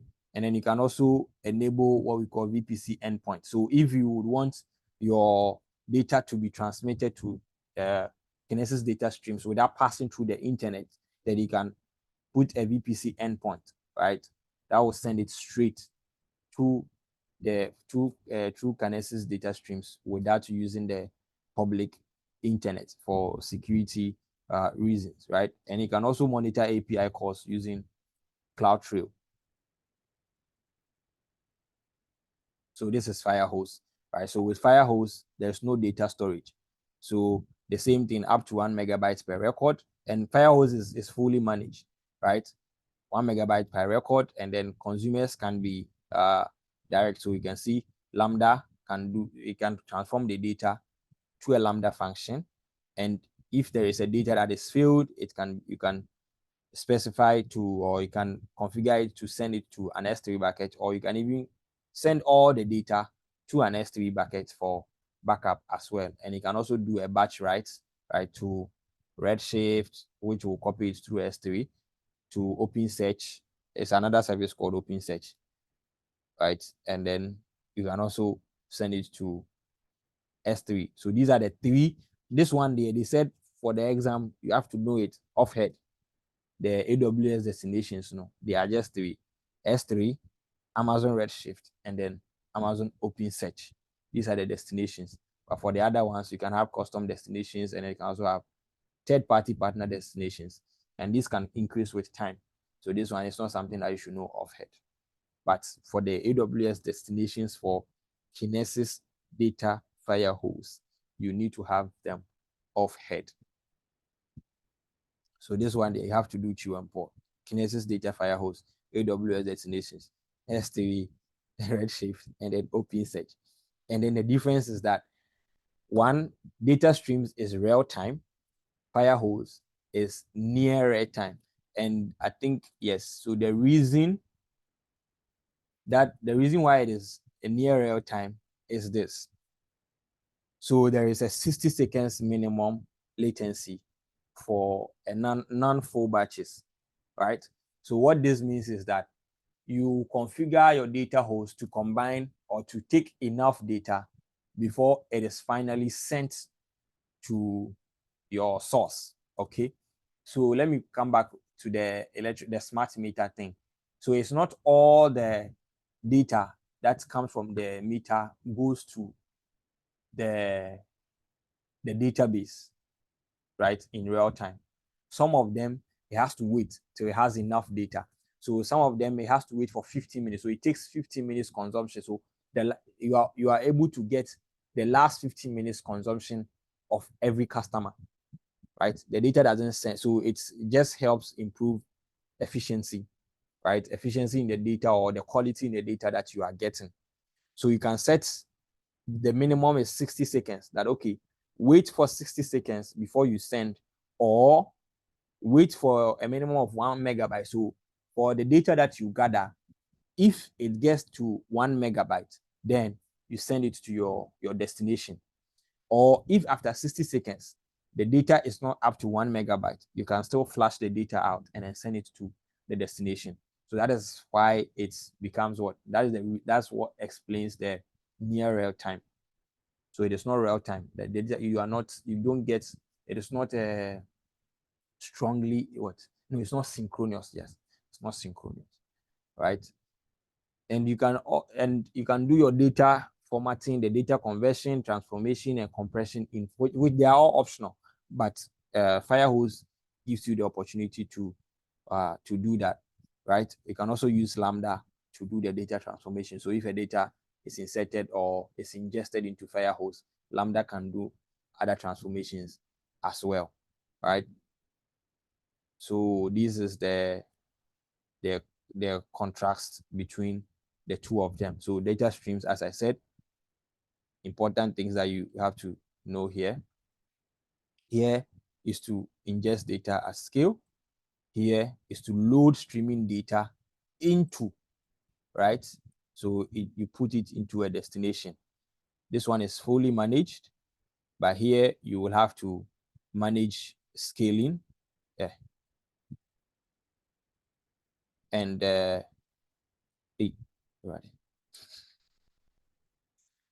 right. So you have to manage scaling and shard splitting. All right. This is real time. Okay. And this is what? Near real time. So you can see 200 milliseconds latency. And this is a buffer time. So buffer time is just a wait time, right? Buffer time.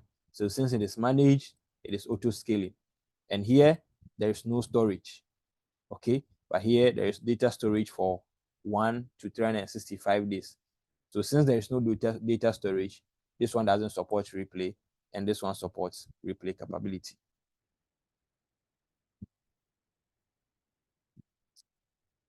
Questions?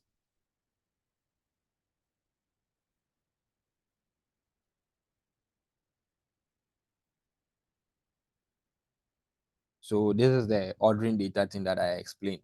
So you can see here, this is shard 1, shard 2, shard 3, right? And then since this one here, you are using the partition key as the value of the track ID.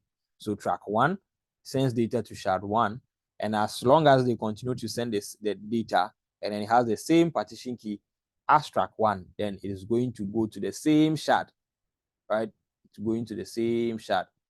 And you can see track 3 is also sending to. So as far as it is still track 3, then it will continue to send its data to shard 1. But as I said, the shard is not with respect, the shard number is not with respect to the partition number. So it doesn't mean that if you have partition 1, at all costs, your data is going to be sent to shard 1. That is not it, right? That is not it. But then, as far as they share the same partition key, then it is always going to go to the same. So the same key will always go to the same shard.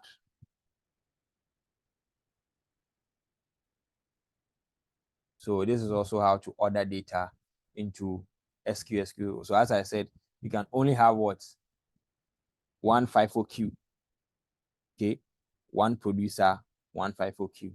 But if you would want to have multiple producers sending a message to the same FIFO queue, then you have to have a group ID. So you can see here, group A, group B will now send data into the same queue. And then you can also have different consumers consuming from the queue.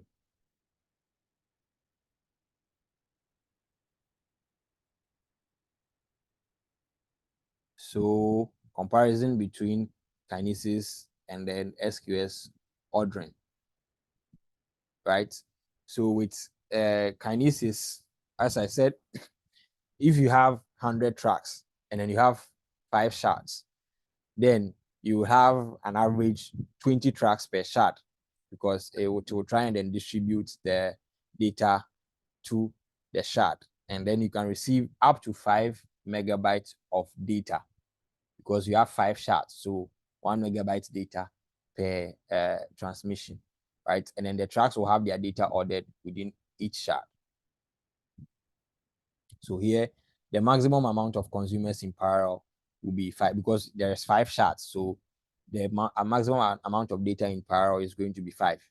But with SQS, you only have one SQS FIFO queue. So if you would want, if it is 100 tracks, then it means that you have to have 100 group IDs. You have to put it into groups of 100 groups, right? So that you can have, but you can have up to 100 consumers due to the 100 group ID, right? So you have 300 messages per second, or 3,000 if you are using batching. So that's the difference between SQS FIFO. So if they say, oh,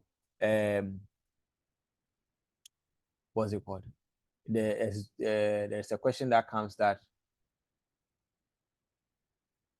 you would want to, I want to put the question in a way, right? So you have 4 or let's say 10, right, producers or data sources that you want to ingest that data into SQS queue.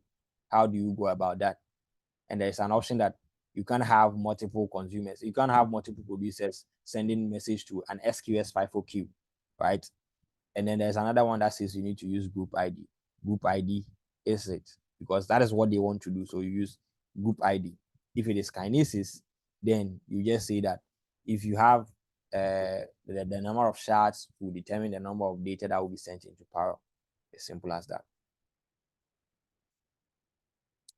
So SNS, SQS, Kinesis, I think I've spoken a lot about these ones. So it is not something that we need to spend a lot of time. So these are the differences, the different capabilities that they all do, and the difference between them. Okay. So I think that will be MQ there. For MQ, there's no question on it. So for me, it is not something that I've even read, right? But MQ, as we said, is a broker service, right? So if you want to, you have your traditional application, running from your on-prem, and you would want to like migrate to the cloud, okay? And you wouldn't want to re-engineer the whole application to use like a service like SQS and SNS, right? You can use MQ as a broker, right, between that, so that you will not have to re-engineer it. So you have SQS as the MQ to be the betweener thing, right, to help you do that, to help you do your migration without any any manual work to do. Okay. And these are the technologies, the MQQT. These ones are not something that you should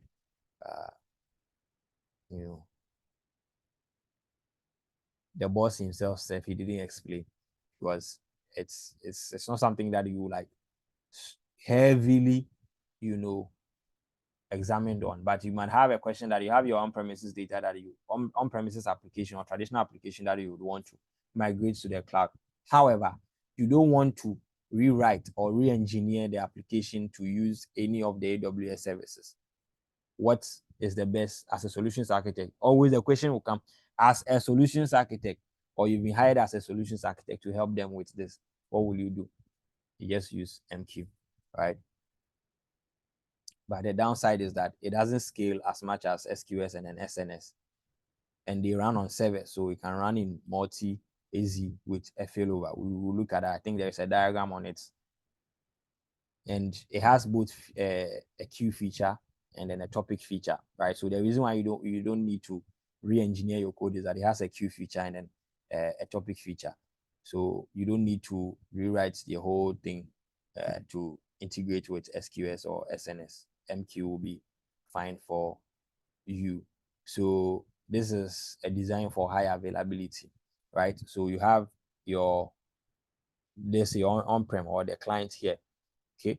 And then you have your stuff into MQ. So MQ is doing the broker for your cloud migration thing. Now, to design for high availability, you need to have the same service on standby, right, in another availability zone. But then for you to have your data intact, then you need to configure a shared storage. So here they use EFS. You need to configure a shared storage that both of them are going to share. So when there is a failover, then you are able to use the standby service or the standby infrastructure in another availability zone. So that is it with the decoupling application. So the whole thing has to do with, you just need to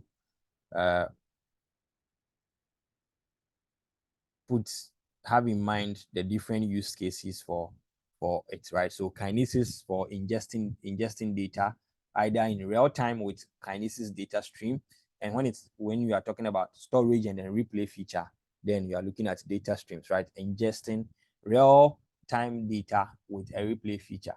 You are using Firehose for a near real time, but there is no replay feature, and that one you have to store the data into an AWS destination. SQSQ is to Q is for enqueuing and then dequeuing, right? So you can use that in between your services where you have a polling feature, and they have to the standard and then the FIFO, right? And you can also use SQS with auto scaling, with using the approximate number of messages in a queue. I think this one there, when it comes, you'll be able to recall, right? And SNS is the pub and sub thing where notifications are sent, and for now, I think we just have to stick with the fact that there was no replay feature, but I mean the FIFO now has a replay feature. So anyway, so that's the various use cases, right? So we talked about visibility timeout as well for SQS, where you would want to prevent duplicates, okay? And then with SQS FIFO, you can also prevent duplicate because message is sent once and then it doesn't get replayed again as well.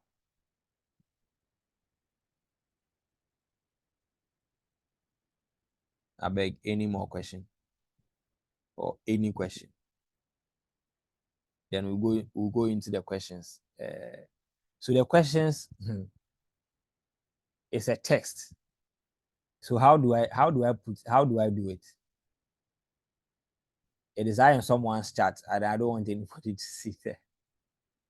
Our chat. So how do we go about it?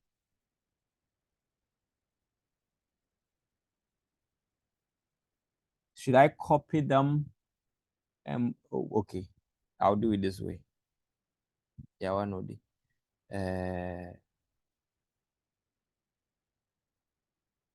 where's my browser? So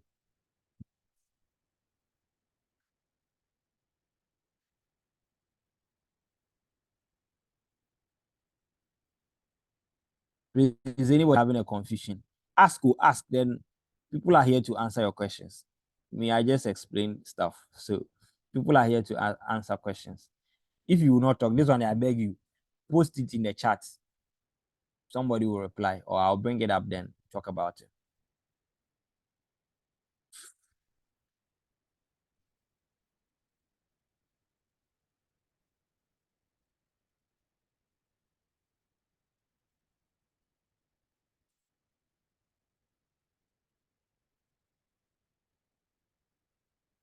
All right, so I'm trying to copy the messages and then.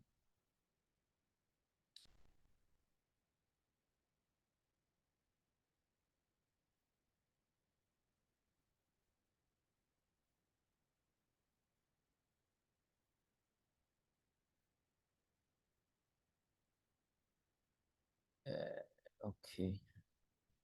So there are 30 questions.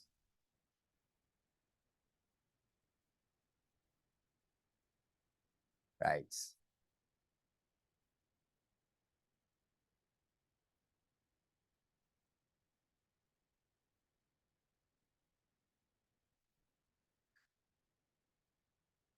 This one, there are no possible, there are no answers. So if you are getting it wrong, we are all getting it wrong. But okay. So let me increase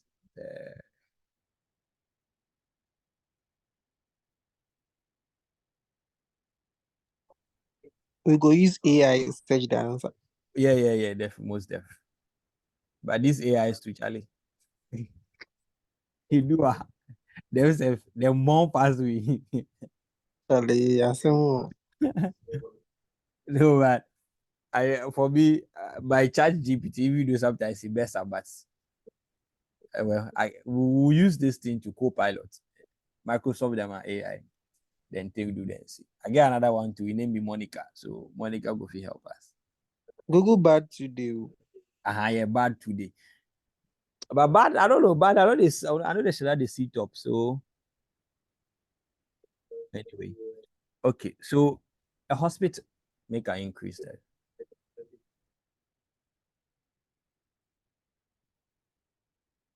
It be okay.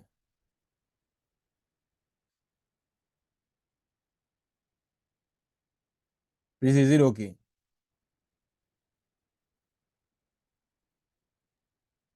Yes, boss. It's fine. This is okay. Which services are the consumers of Kinesis again? So Open Search, Redshift, and S3.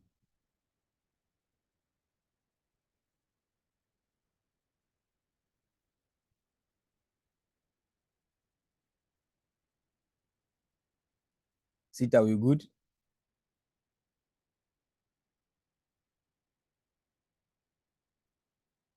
And okay, so a hospital is designing. Please, we can't see the last possible answer. I will scroll. Okay. You let me just. I think this is okay, right? Hey, there is ESEF. Anyway, I'll just scroll down, then we'll look at it. Right, I don't know better. Or let me see if I can. Okay. Hey. This better. So a hospital is designing a new application that gathers symptoms from patients. The hospital has decided to use Amazon's Simple Queue service and Amazon Simple Notification service in the architecture. A solutions architect is reviewing the infrastructure design. Data must be encrypted at rest and in transit. Only authorized personnel of the hospital should be able to access the data. So here, security, right, should be able to access the data. Now, which combination of steps should the solutions architect take to meet these requirements? A, turn on server-side encryption on the SQS component. Update the default key policy to restrict key usage to a set of authorized principals. B, turn on server-side encryption on SNS component by using AWS Key Management Service, Customer Managed Key. Apply a key policy to restrict key usage to a set of principals. C, turn on encryption on the SNS component. Update the default key policy to restrict key usage to a set of authorized principals. Set a condition in the topic policy to allow only encrypted connection over TLS. D. So by the time you finish going through all the options, then you've forgotten the question set. D. Turn on server-side encryption on the SQS component by using AWS Key Management Service Key, Customer Managed Key. Apply a key policy to restrict key usage to a set of authorized principals. Now set a condition in the queue policy to allow only encrypted connections over TLS. E. Turn on server-side encryption on the Amazon SQS component by using an AWS Key Management Service key. Apply an IAM policy to restrict key usage to a set of authorized principals. Now set a condition in the queue policy to allow only encrypted connections over TLS.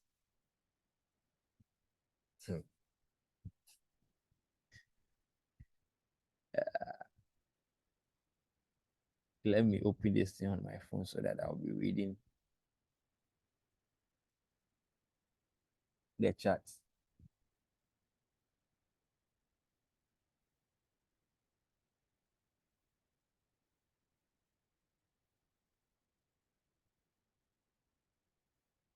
Recording in progress.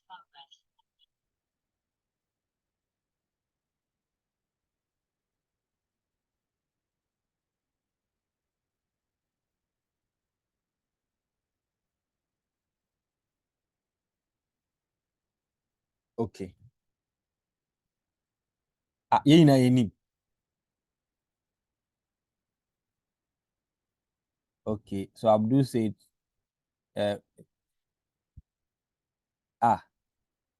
Rubicon, who is Abdul? Abdul Yawan. So C and E. So let me see. Turn on.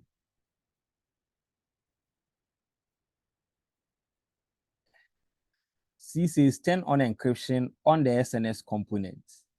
Update the default key policy to restrict key usage to a set of authorized principals.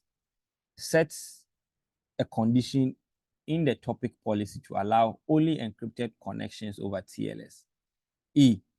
Turn on server-side encryption on SQS components by using an AWS Key Management Service, Customer Managed Key, and then apply an IAM policy to restrict key usage to a set of authorized principals.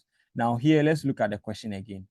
So they are using SQS service and then SNS as well, right? Now the data must be encrypted at rest and in transit. Only authorized personnel of the hospital should be able to, okay, cool. So it means that the encryption should be done on both SNS and then SQS, right? So they are looking at combinations of steps that should be taken to meet this requirement.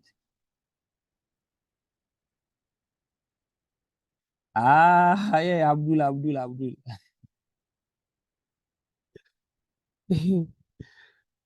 Okay, so situations like this, let's look at this. Yeah, so SQS, we are able to turn on server-side encryption. So let's look at between D and E, right? So we turn on server-side encryption by using the key management key. And then here it says, apply an IAM policy to restrict key usage. So the thing is that, are we able to apply an IAM policy to restrict a key usage? You get it? And then this is a key policy to restrict. So the difference between D and E is, here is an IAM policy and here is a key policy, right? And this is something myself forgotten.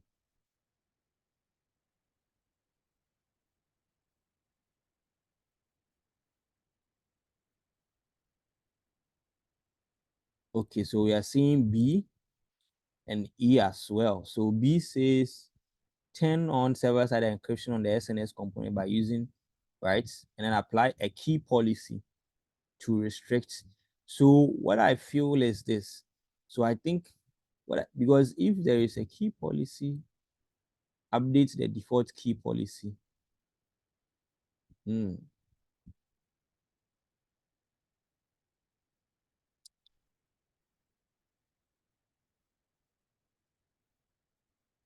Okay, so me, I'm choosing my answer. So I'll go for E. And Charlie. So the confusion between whether we have an IAM policy or a key policy. Okay, Judy says B and D. So yes, so D, and then B says apply a key policy to restrict key usage. Okay. Okay. Okay, Charlie, bring your answer. I know your key policy before. I know your key policy. Gerald D. Gerald D, by this time, then they worry he AK, bring your answer. Let me mention names. Let me mention it. Who is Dell?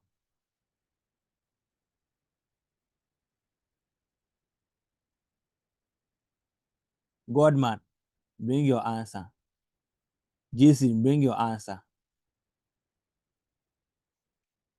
Ivy, bring your answer. Make us start from the top. I mentioned Okai. I mentioned Ike. Bridget, where is your Bridget? Bring your answer.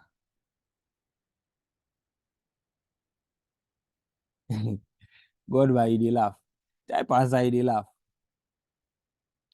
Bridget, Dell, Derek, Eben Matt, Ekene,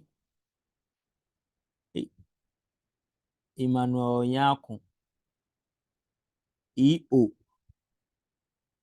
Godman Hans, Isaac, Ivy Kusi, sorry, Ivy Kisi, sorry. Jason.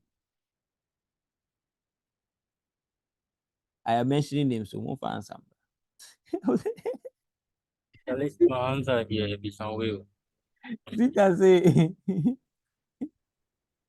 I flagged this question. Where did you flag it? Okay, so I'll choose E.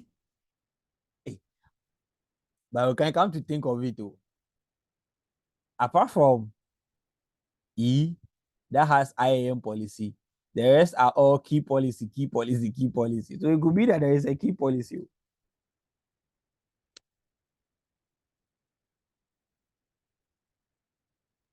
The question say which combination. That they mean say you for use the two or take work. Yes. So it will be like say maybe one go work with another one to work, like the combination of the two for work. Yeah, for work. That's why they make difficult to choose. Choose. Okay, me, I will still go for B. Yeah, I'll go for E and B. I will go for DE. Type up for here so that you see any who say okay tea Godman tea. I know finish. Okay, D and no fee work. But why nobody they select A? Why A be so wrong or something? It they look too simple. So where any answer no? No so the way answer no. Kunedu. Mr. Kwaku. Kwabena Louis. Michael. Mr. Maxon. Mr. Phillips. Rubin. Rhodes. Rhodes. Rhodes, please bring your answer. Richard. Rubicon, you type your answer. You did type your answer there. What they question Abdul. So Prince is E and C. Hey, the answers are coming. Oh, Michael, you type your answer already. Eh? Okay, sorry. I didn't see, so I've queued your message. I've queued your message again. Okay. So this one we don't know the answer. Okay. Sita. You can't be flagging the question like that. Anyway, so since we have some answers, let me use The answers, the combinations plain to you. I swear. No be Why? small permutation. Why? Hey. Okay, so I see B and E. I also went for B and E. Godman also Charlie, went for B and Charlie, E. but serious, so hey, I first say, question for me. I say, First question for me. Yeah.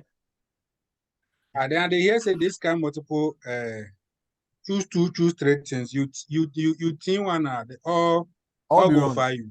Yeah. And that's some crazy. Saying they're from CCP, you know. Yeah. Utini hina. I can't explain. A good say you will get your results after for email after left. Like the way we go they should beat people for the center and then Else you go laugh for the center that they no go know what they go do. Go ekofie ko wo. sure. You come home, and don't go feel you come home. And they talk say the results. You go house, they go spire, then you faint for that, then you die. Hey, first question for the. People should come and explain why they. Hey, Charlie, this will be blood you. Eh? Isaac, I beg. Besides the chat GPT, you go fit put for Google, then see say one of those sites answer. All right, sure. So, you do I know they want show my Google search you. Maybe I know.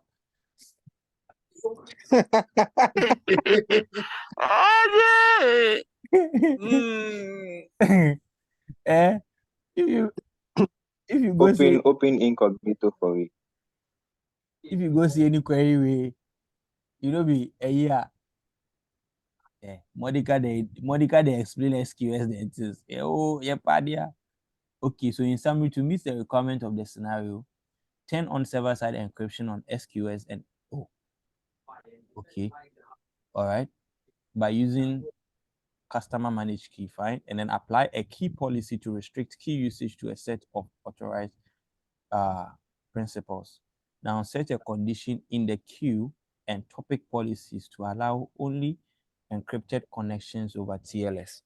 Okay, so ensure we exam topics. This one is even a CO2. So I'll open.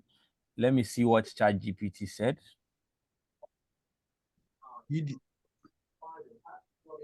So ChatGPT chose B and D. So turn on server side by using, right? Apply a key policy to restrict usage to a set of authorized principles, okay? And then D, turn on by using, so apply a key policy. Okay, so there is a key policy. So I think that's the answer. So explanation, be correct, ensures SNS are encrypted at rest, correct?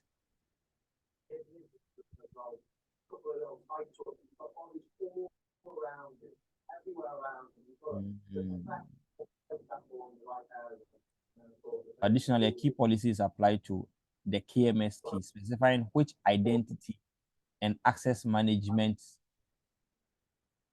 principles can use it. Okay, this ensures that only on, all right. So the ensure option C have some elements that are relevant, such as server-side encryption using, but they don't provide a complete combination of the steps needed to meet all the specified requirements for both SNS and SQS. Okay, so I think here, so let me look at the exam topics.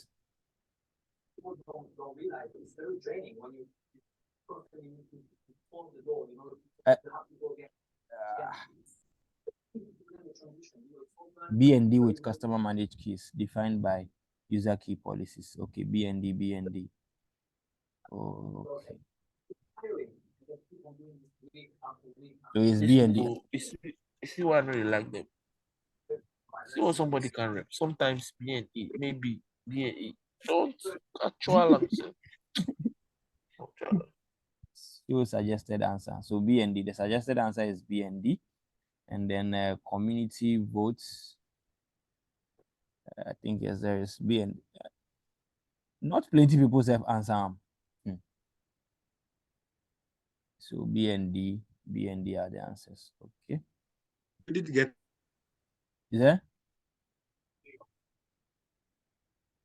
Okay. Get them. All right. So here, so I think now the only thing was for me, the only thing was the key policy thing, right? So The key policy surprise. I beg, if we go back to the search, make us see what Monica talk. you want Monica? Eh? Hello, Monica. But this is AI go mislead you. The way practical the questions be.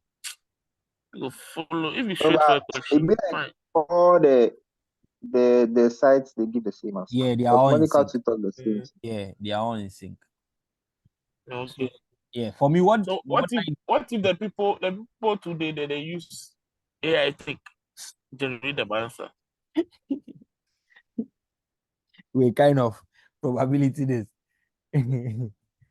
But because for me, it was the whole thing between IAM policy and then key policy, right? So now we understand that with KMS, you use a key policy to determine who is authorized to use the key, because you are using a customer managed key, right? So that is one thing that we should look at also. So if you are using a customer managed key, then there should be a human factor or an identity who is able to use the same key to decrypt your messages. Please, is that understood? Charlie, if fun is So, fun, I no get 100%. so, but if because KMS, you can use AWS managed keys, and if you are using AWS managed keys, yeah, the same thing. You need to set a policy to allow. It makes sense. It means the SQS, Your line they break. Who they talk now? I don't know, but in line they break. Yeah, so for me, they make sense for me. My only confusion was that if you either use an IAM policy to restrict key usage or a key policy to restrict key usage, right? But so I think the whole thing has to do, if you are setting a customer managed key, then you need to have a policy that will say that, okay, person A is able to use the key to decrypt or to have access to the messages, right? And then if the message should be encrypted in transit, then there should also be a condition in the policy that allows only encryption connections over TLS.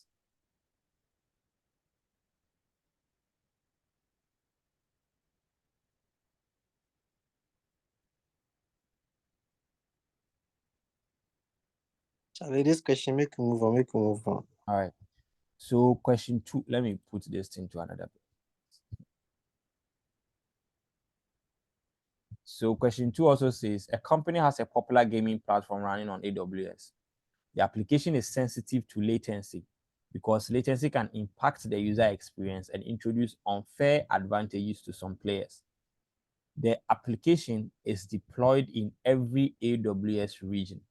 It runs on EC2 instances that are part of auto-scaling groups configured behind application load balancers. A solution architect needs to implement a mechanism to monitor the health of the application and redirect traffic to healthy endpoints.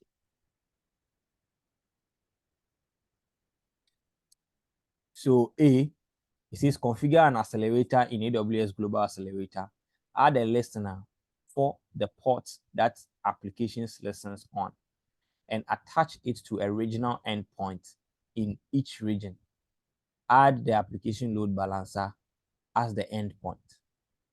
B, Create a CloudFront distribution and specify the ALB as the origin server. Configure the cache behavior to use origin cache headers. Something like this. I don't go pick safe because I don't know what it is. Use AWS Lambda functions to optimize the traffic. This is, I feel this one is even operational overhead. All these things, will be plenty things, right? Create an Amazon CloudFront distribution and specify Amazon S3 as the origin server. Configure the cache behavior to use the origin to cache headers. Use AWS Lambda functions to optimize the traffic. And you see there is something, there is something here. Immediately you see these two, because here there is Lambda functions, here there is also Lambda function. So it might make you think that, okay, then the answer might be in one of them, right? So we need to be careful of these things as well. And there is configure a DynamoDB database to serve as the data store for the application. Create a DynamoDB accelerator cluster to act as the in-memory cache for DynamoDB hosting the application. So my confusion is between A and B. So let's go back to the question again. So a popular gaming platform running on AWS. The application is sensitive to latency because latency can impact the user experience and introduce unfair advantages to some players. The application is deployed in every AWS region. It runs on Amazon EC2 instances that are part of auto-scaling groups configured behind application load balancers. A solutions architect needs to implement a mechanism to monitor the health. So health monitoring of the application and then redirect traffic to the health. So I will go for A. So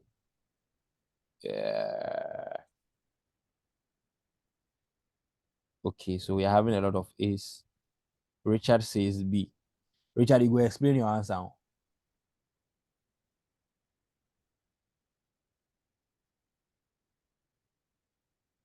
Okay, so a bim babim. Nkofu we mo ahasi. Bridget. Bridget, where is your answer?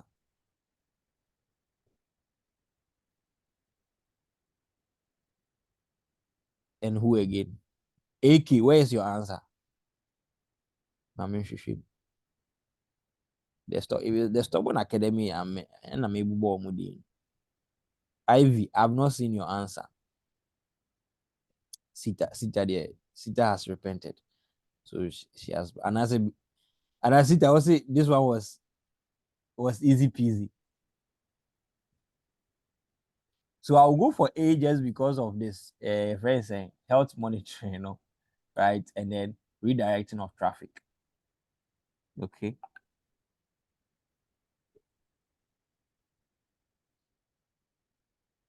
Ivy, yours is yes. Oh, sorry. I've seen yours. So it's Bridget and Aki who are not bringing their answers. Stubborn academy. Prince, where your answer did?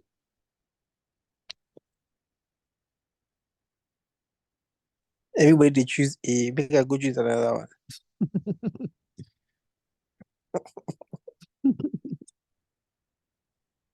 So that it is not difficult Yourself, like that, right? yourself. That it is not difficult like that. Okay, so let's go to AI again. So we use the same method, right? So we ask GPT, then we ask Google and Monica.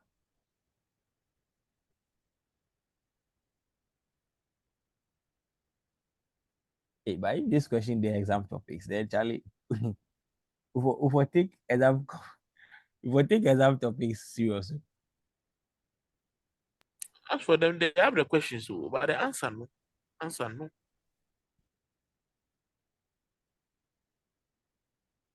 Okay, so here, all right, so the global accelerator. All right, so Monica says global accelerator. Let me put this one also here. And what is GPT saying? So GPT is also choosing global accelerator. Hello. Yes, I'm listening. We are listening. And so personally, I think we can rule out the cloud front options because the question states that the application is deployed in every region. So there's no need for cloud front. Yes, so yes, we can rule out the Personally, cloud I front. cancel Right. those two cloud front options before answering. Right.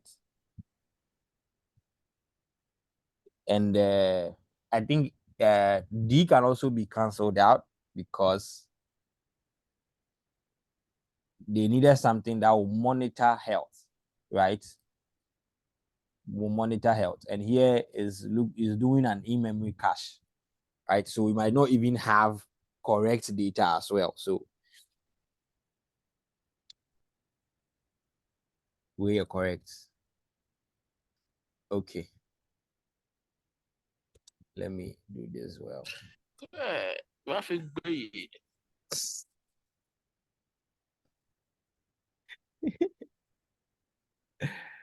Okay, this is how the question was. So after deployment. So a company is hosting a high traffic static website on S3 with an Amazon CloudFront distribution that has a default time to leave of 0 seconds. So it means that if the time to leave is small, it means you have like current data, right? So the company wants to implement caching to improve performance for the website. However, the company also wants to ensure that stale content is not saved for more than a few minutes after deployment. Wow.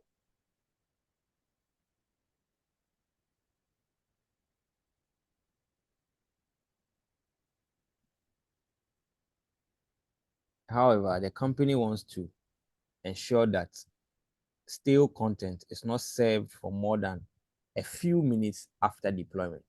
Which combination of caching method should a solutions architect implement to meet these requirements?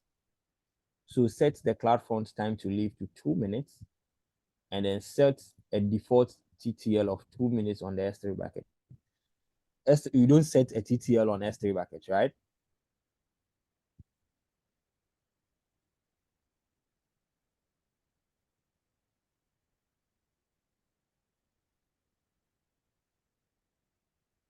Oh, Derek, I didn't pay you. It's just a random search that I did. You can see that I don't even have an account here. I don't even have an account here, so I'm just clicking it from the results that are coming.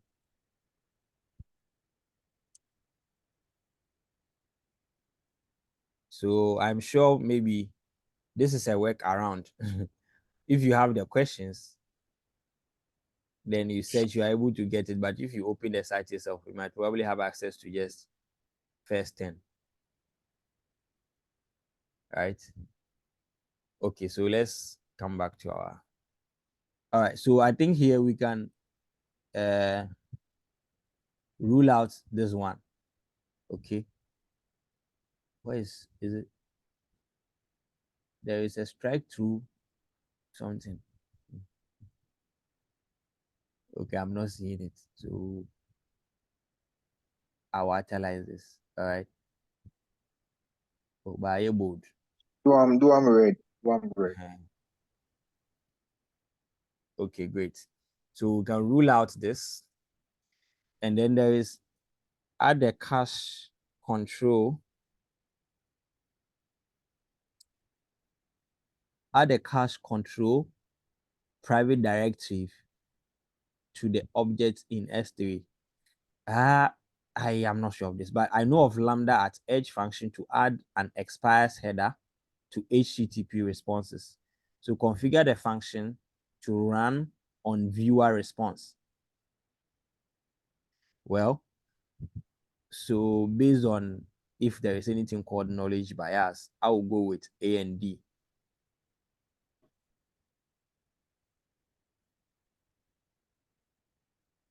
because I've not heard of this.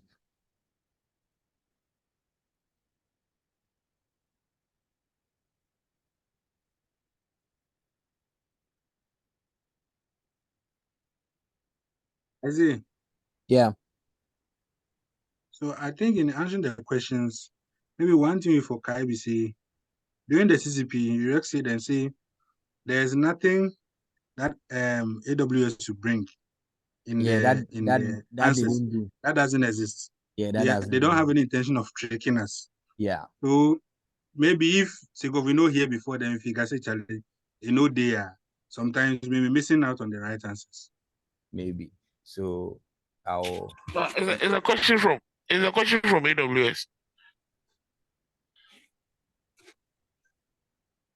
During CCP, that one as too. we saw, we see the questions more. Some of them know they exist, especially those ones that were not from AWS. So, AWS. but we don't know the source of these We questions. don't know the source of this one. So yeah. Oh, okay.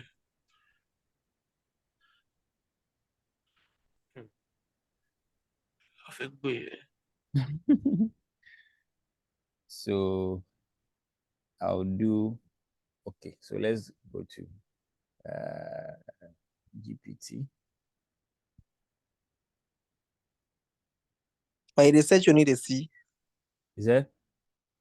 No, now they won't do for my phone top, but like I just they want to make yours see. No, let me just do it here.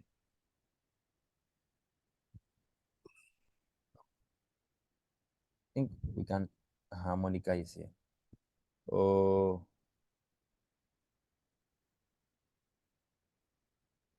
Wait. Okay, we now pay them. Check the 0 seconds and maybe O. Yeah, so I will change them too. I just want to even find out what is the cache control private. What is cache? It's a cache or a cache. Na cache. So you got see cache, right? Cache control. For the Stefan, sometimes they call it stock cache. Sometimes they talk cache. that guy need to be serious. Maybe French. It'll be foot. Those people that learn English in 6 months to 1 year. Now they chair. If we take 1 year learn English, we go speak up as if he's very fluent. English is some easy language to learn, especially if you be from the. Relax. So, see you. Is it be cache control? Then private directive to be another phrase.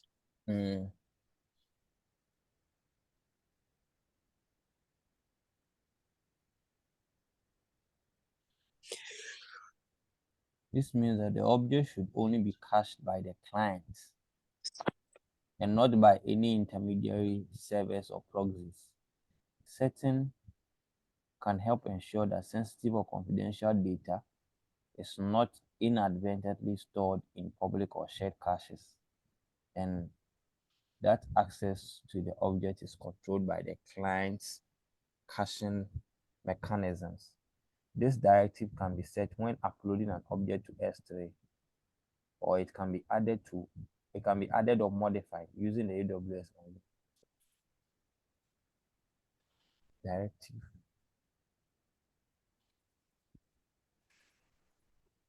Forward.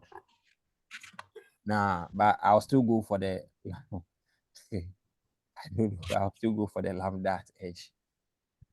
So, however, the company wants to ensure that stale content is not saved for more than a few minutes after deployment.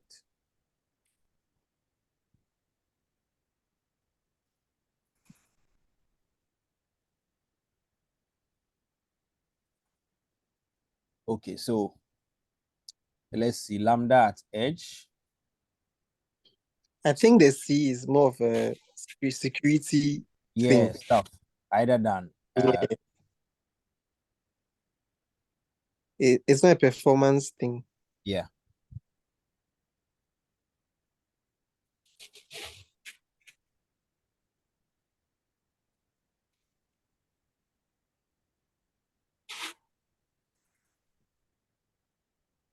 the date and time in the future when a response from the origin server or the should be considered still correct. So when this header is set, it forms a client, such as a web browser, that any intermediate caches that's the content. Okay, any intermediate caches that the content will expire at the specified time, after which the client should revalidate the content with the origin server. Yes. So I'll go for A and D.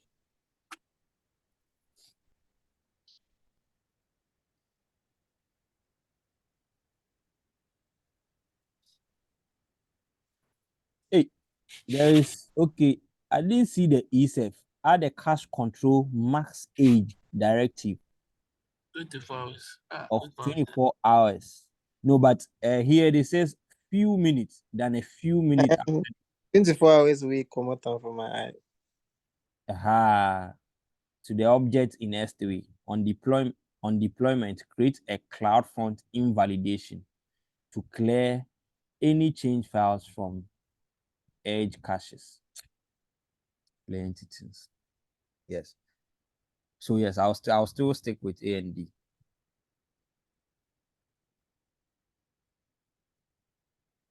Okay, so we have A and D, A and D, A and C, A and E. Please bring like we want different answers. Then we can, because we are using this to learn. Unlike the Exactly. CC. Yes, unlike Exactly. the CC. So you choose one good answer, then a bad answer will make you learn. Yeah. So today like this, you've learned about the cache control. Those maybe security, private directive, maybe security related. Yeah. It means that now I come learn the key policy thing. If we go shock you, we go use these sessions past the exams. You go marvel everybody.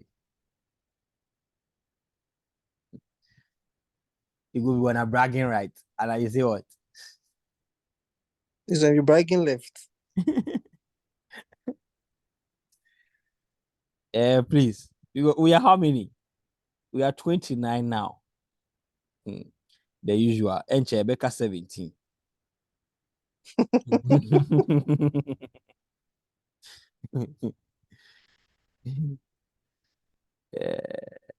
So A and E, A and D, A and D.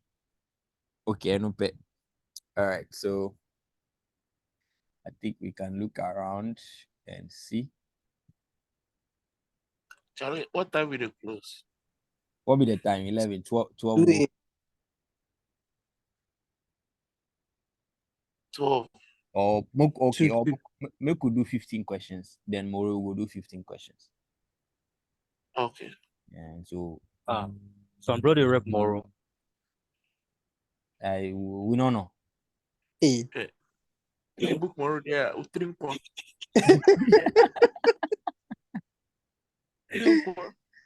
I book everything. You do everything. Go rep. I book for Friday, but I go change out, Charlie. We were we book 20 something stuff. You still And the one go give change him. I guess I go right on the 23rd. Boys rep already is it was.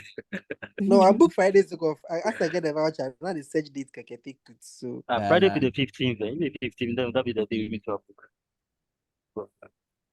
that'll be next week. That'll be next week. Self-reporting. Deadline, self-reporting deadline. What's that? Make them take them on deadline. Self-reporting be 23rd. Exam be 16th. The deadline then go increase them. Like then go postpone them. Yeah. Yeah. More extend the me date in the movie. Oh, man, true, if they like me, you not take the results. I know the base. No, but the thing is, if you know pass the SAA, what will happen? Like what will happen? That be no guarantee. Even if you after wedge where you go book for the second attempt. No, they're not gonna give you second voucher if you know report. Yeah. If you know reports, but the AWS retake the promote them they run. No go fit take rep. No, that one be expert. Yeah, this one expert. Yeah. Okay. You don't go fit take. Charlie, make a search on this question. Looks like we have to deal with the few responses. Unit. You did in the ensure if they increase the deadline, we'll postpone it. Postpone Sure. until Because we have to pass this thing at a sitting. Oh. What? Cynthia, come and explain your answer. he said what A C and E. Cynthia choose So that A, choose A and E. A and E. Which GPT they talk say what? C and E. And E. This cash control thing, Charlie.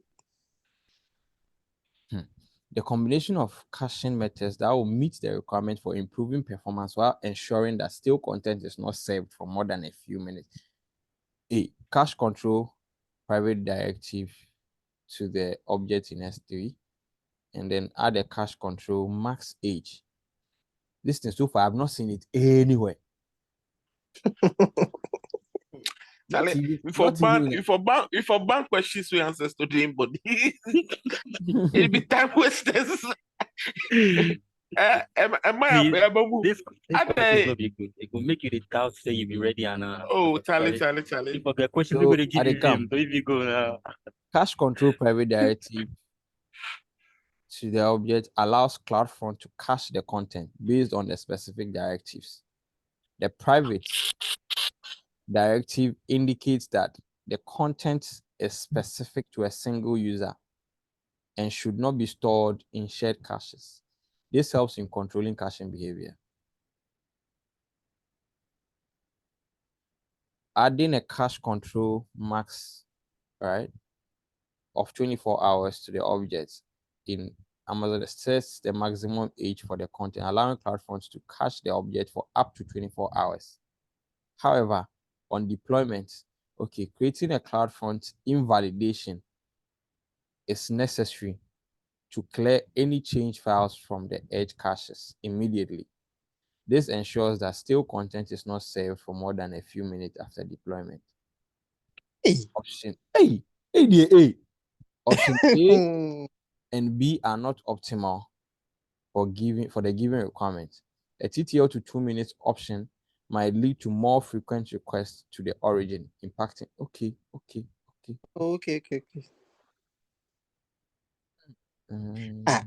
So there's still Charlie. Yeah, so okay, so setting a default TTL of 2 minutes on the S3, but that's not directly yes. And then this one was out.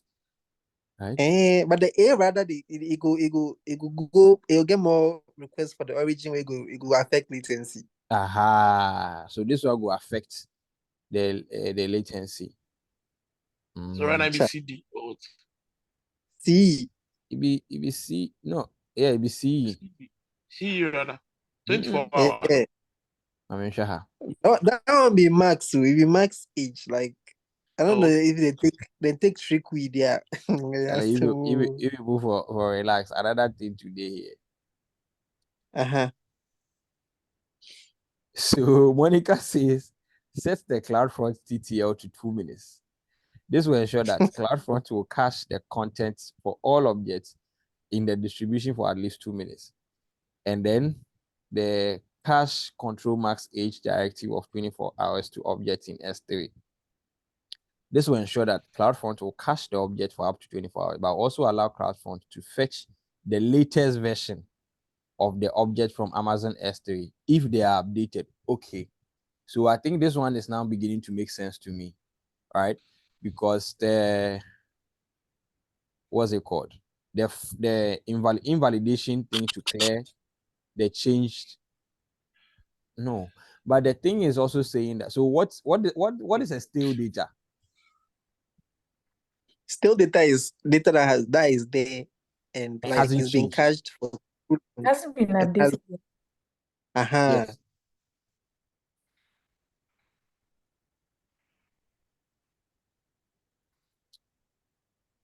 So no, stale data is like It's like I think the origin file has been updated, but the cache data hasn't been updated. So that makes it still. Yes. Oh, okay.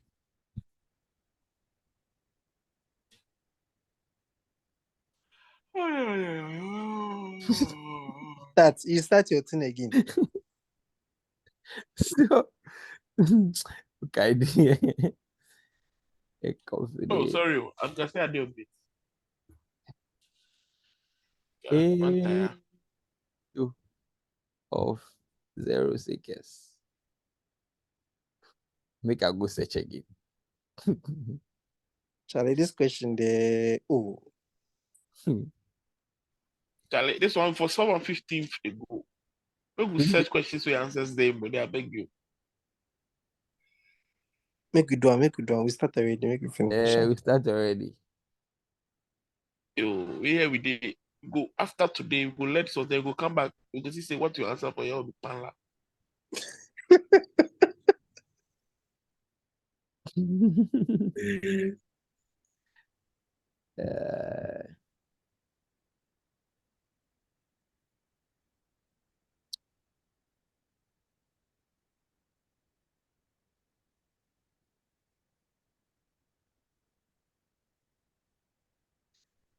Marek questions this. Stefan, I think you did in 6 bundles. Those ones all day. Marek questions. He had Don't see the the questions complete. hard. But at least you know that you go see the answers. This one's Should be. Monica says so. ChatGPT to say so. Exam topics, the person list. He lists everything. This could be an option. Still static content won't change that much. B, it's a static website, so there's okay, so there's no processing. No, this is a different question.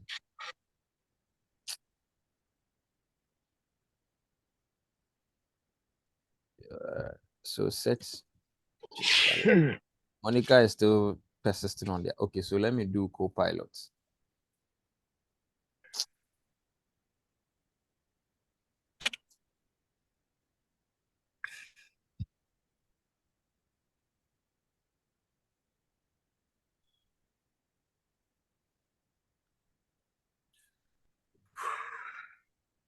Prince, you see ChatGPT. Is it what? E and D? You choose different answer. Again. It don't be nice say C and E, you know.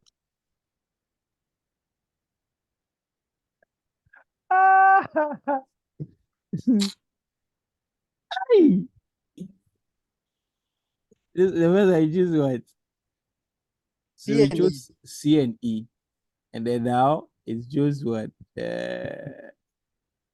E and D. How I wish these questions they come per module or per domain.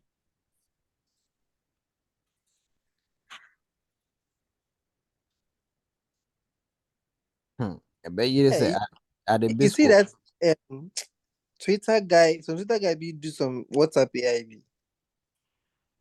I forget the name. Say na AI. Yeah. Yeah, it solve some serious mathematical questions and things. I don't know if he train them on AWS there.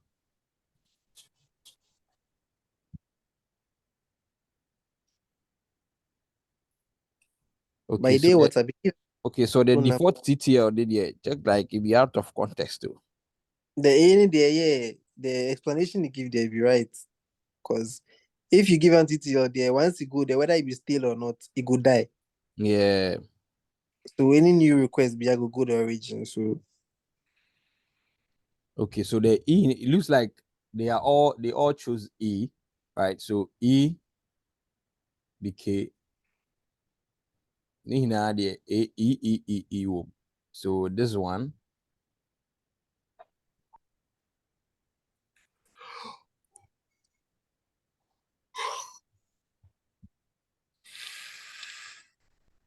So this one is also out. I think C and E should be the correct because the cache control be like it give you like control over how the caching for D. Yeah. Yeah, so although we don't know so much about cache control, but if anything, cache control is correct. I'm thinking a private directive to the objects on in the Amazon S3 should be right. Yeah. At this So point, they do elimination, so But I know people now reach some lambda at edge. I think the first thing that we did, you guys they talk to lambda at but edge. yeah, but it be like expires the header responses configure. so configure the function to run on viewer response. Yeah, that one. I don't know if it Yeah. So I relates. think here.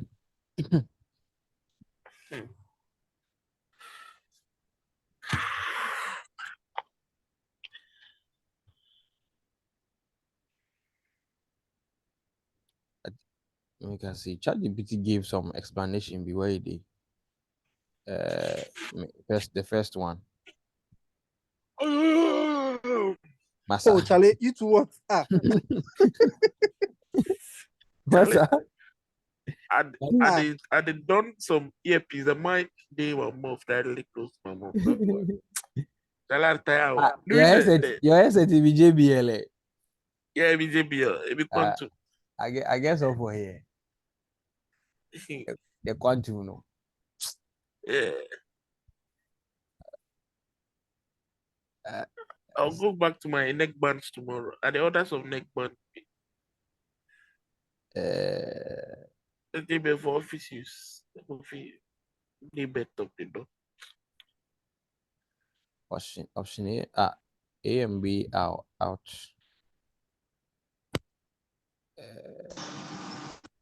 Oh.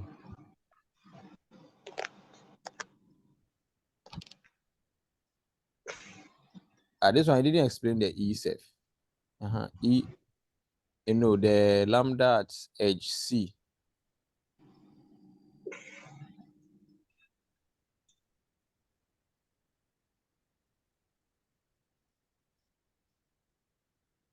Wait. The lambda at edge was D. that was D. Yeah. You don't mind the D self. Now they know the inside car. We need him. I see. Charlie, let's move on.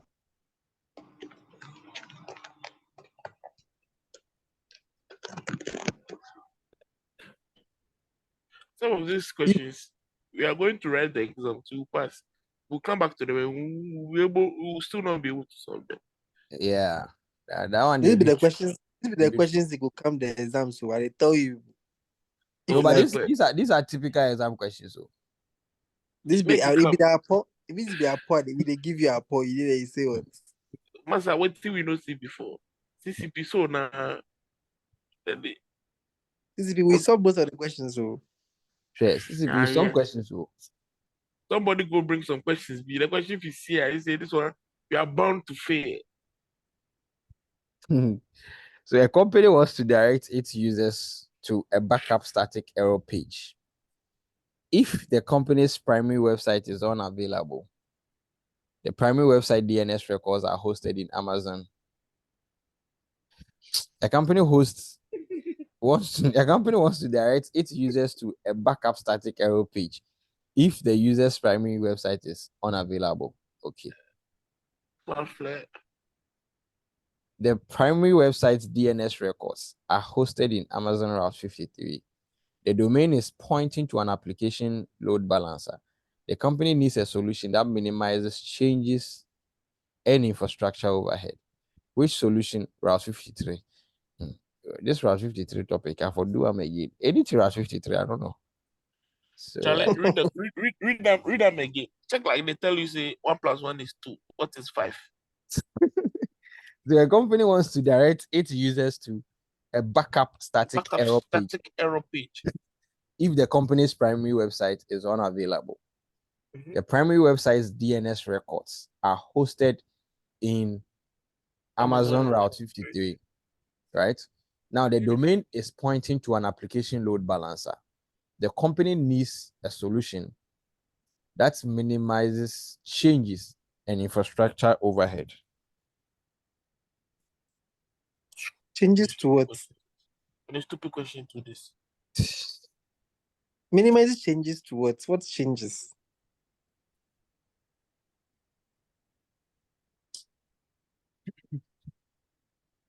Minimizes changes and infrastructure overhead.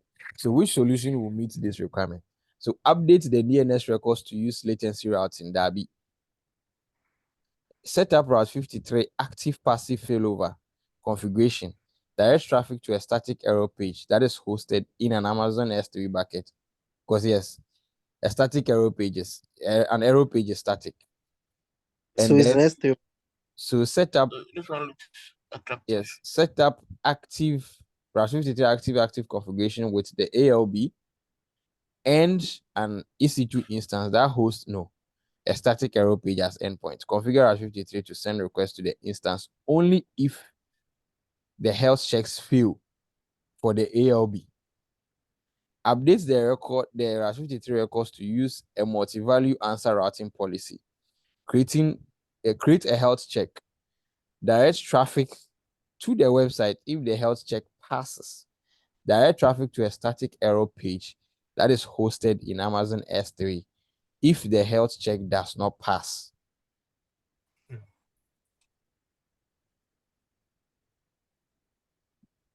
If the company's primary website is unavailable. Me, I'll go for this one. The one with S3 anyway. This one.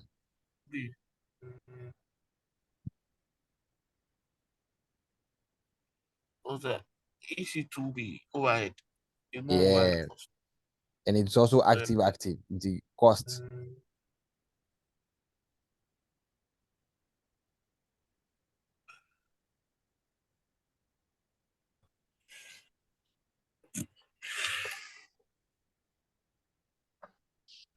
So these questions, then they give you correct answers. All be correct too, but some of them they give overhead. Overhead, so yeah. choose.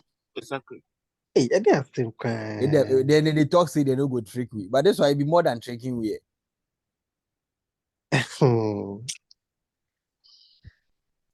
A company has a regional subscription-based streaming service.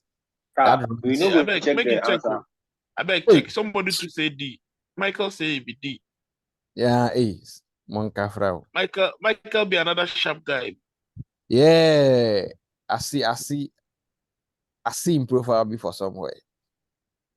Yeah, he said the classes, the group study, they like. I've been that. But today enjoy.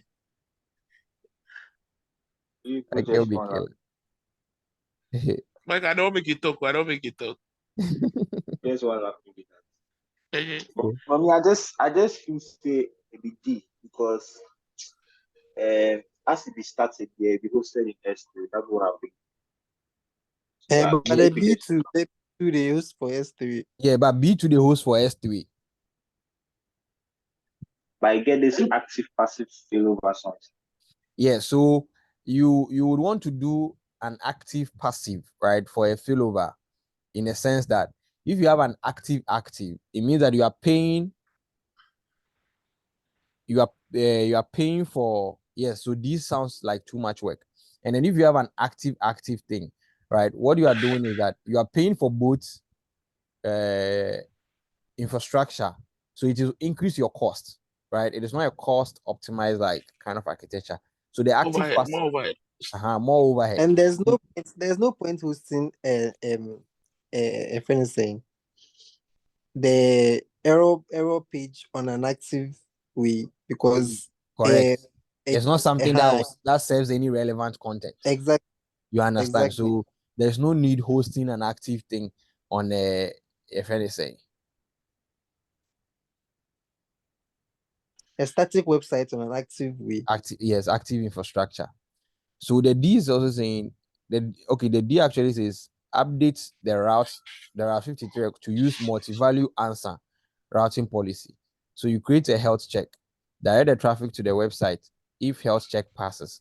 direct the traffic to a static error page that is The hosted on overhead, S3. the overhead means If the S if the health check does not pass. Make sure there. I think this thing is also making me think.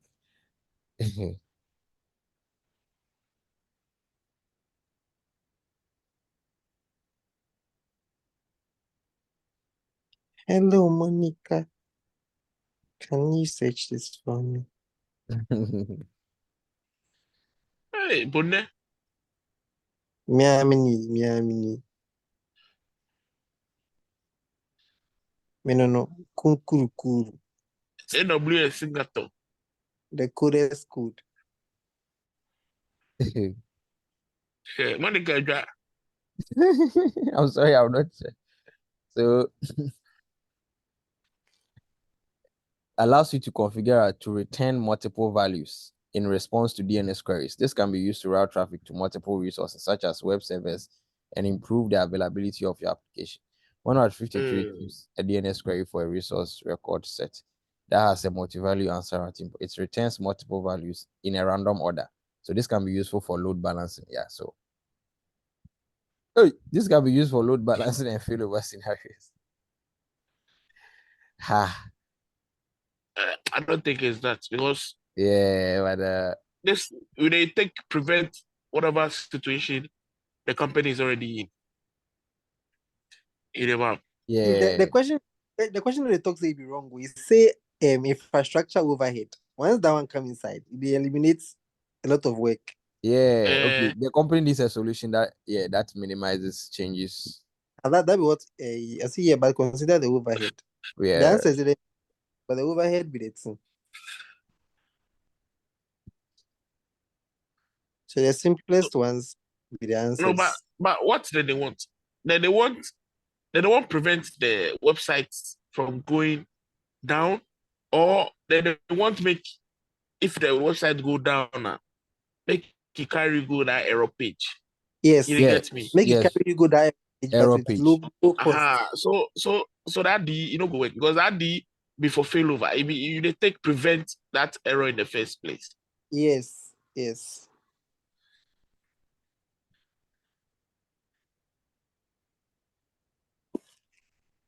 Like they perform too many checks.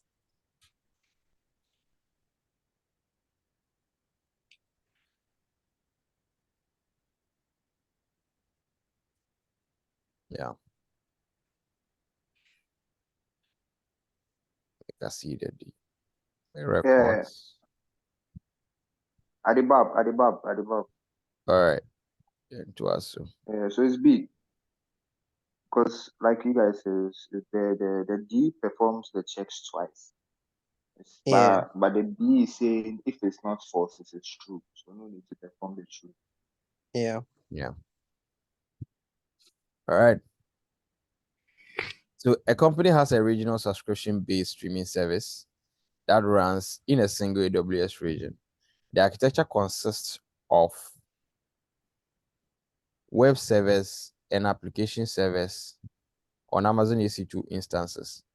The EC2 instances are in auto-scaling groups behind elastic load balancers.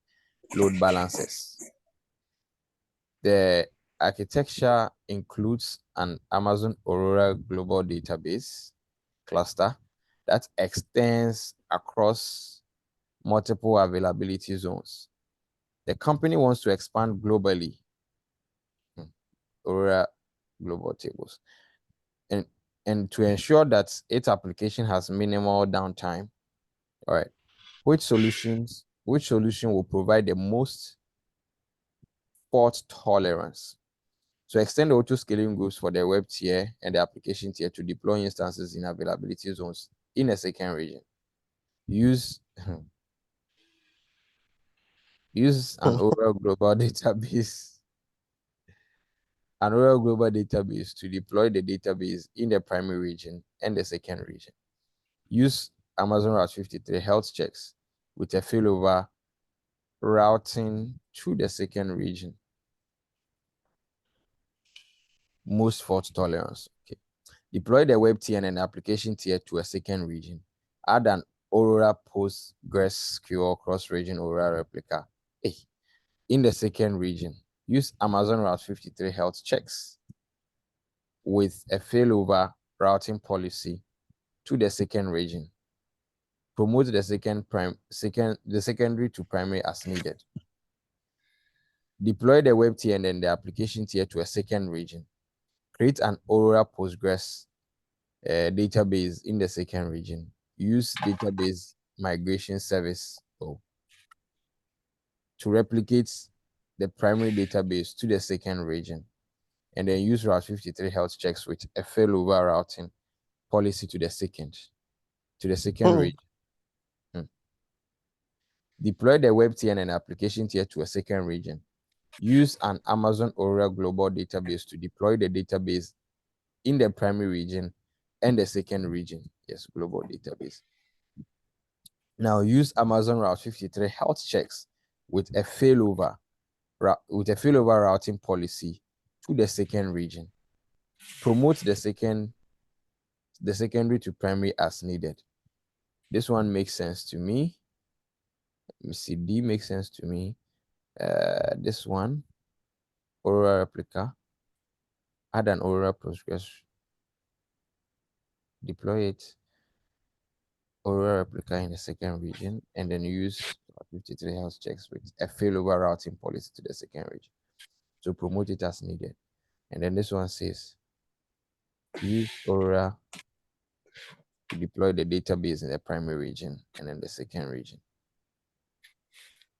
Make me read the question again, because it is somewhere. Right. So a company has a regional subscription-based streaming service that runs in a single AWS region. The architecture consists of web service and application service on EC2 instances. Now, the instances are in auto-scaling groups behind a load balancer. The architecture includes an Amazon Aurora Global Database cluster that extends across multiple availability zones. So there is already a global database cluster that extends across multi-AZs. Now, the company wants to expand globally, and to ensure that its application has minimal downtime, which solution will provide the most fault tolerance? So let's consider this. The very first sentence say a regional subscription-based streaming service. Right. So if it is regional subscription-based, it means that it has to be in a region to work. Right. And now they are trying to expand globally. Yeah. So, Charlie, so extend the auto scaling goes. I don't. Does auto scaling doesn't scale resources across regions? Does it? It No, doesn't. and the database to be it be cluster. Yes, it's not a multi database instance. So use an Aurora Global Data to deploy the database in the primary region and the second region. Okay, so I think this one can be ruled out. Here, deploy the web and then the application tier to the second region. Add an Aurora cross-region Aurora replica in the second region. I think it's B. I think it's this one. Yeah, B. B for boy.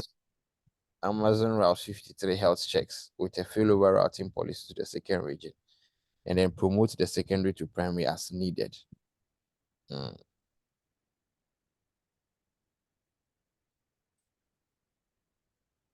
Deploy the web tier and an application tier into a second region. Create Aurora something. Use database migration service. Deploy web tier. Use Aurora Global Database to deploy the database in the primary region. in the second region. Use Route 53 health checks with failover routing policy to the second region. Promote the secondary, the primary. Okay.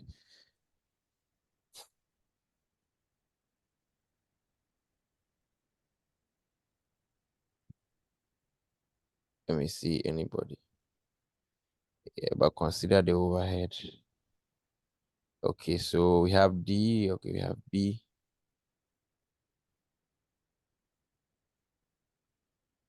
Yeah, Somebody. I picked D because I don't know why where Postgres they found for inside, because it could be MySQL. Why are they talking about Postgres? Okay. Myself. Media they choose Amazon. Okay, global database. Oh, I don't really watch the Postgres the actually. Postgres. No.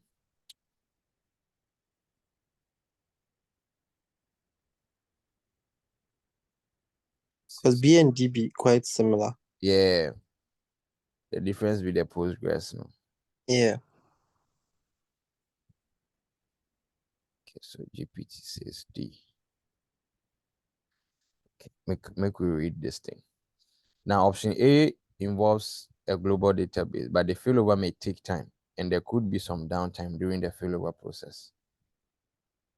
B involves cross-regional replicas, but manual promotion is needed, and there might be downtime during the promotion.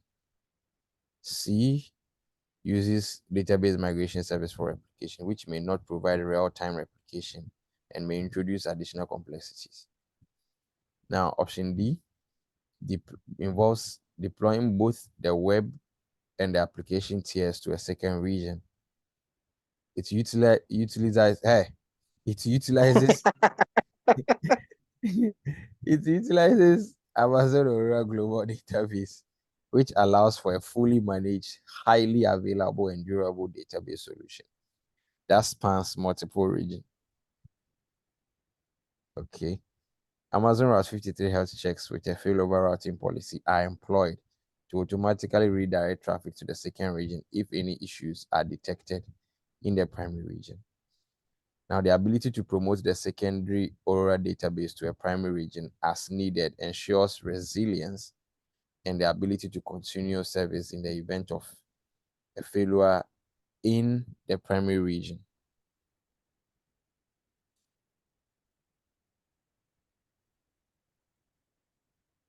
Sita, change your mind as in your answer. I mean, she should see. I mean, she should choose the Postgres. So. The Postgres. No. Hey, Ruben, welcome. Now you come.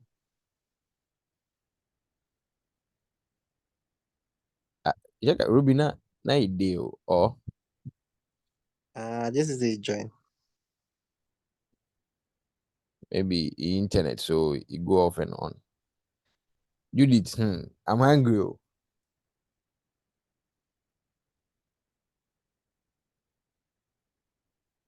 So okay, so Monica says D as well. So option D involves deploying the web, and then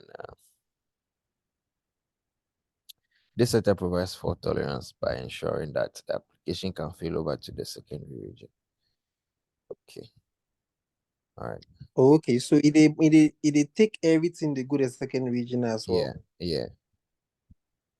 Both website and application. And I go visit the D again. So actually, B and D be the same, but the only difference be the Postgres thing, you know.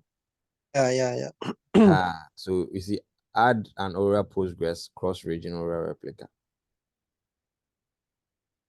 Yeah. Okay. So And then they carry here, both the web and applications to second region.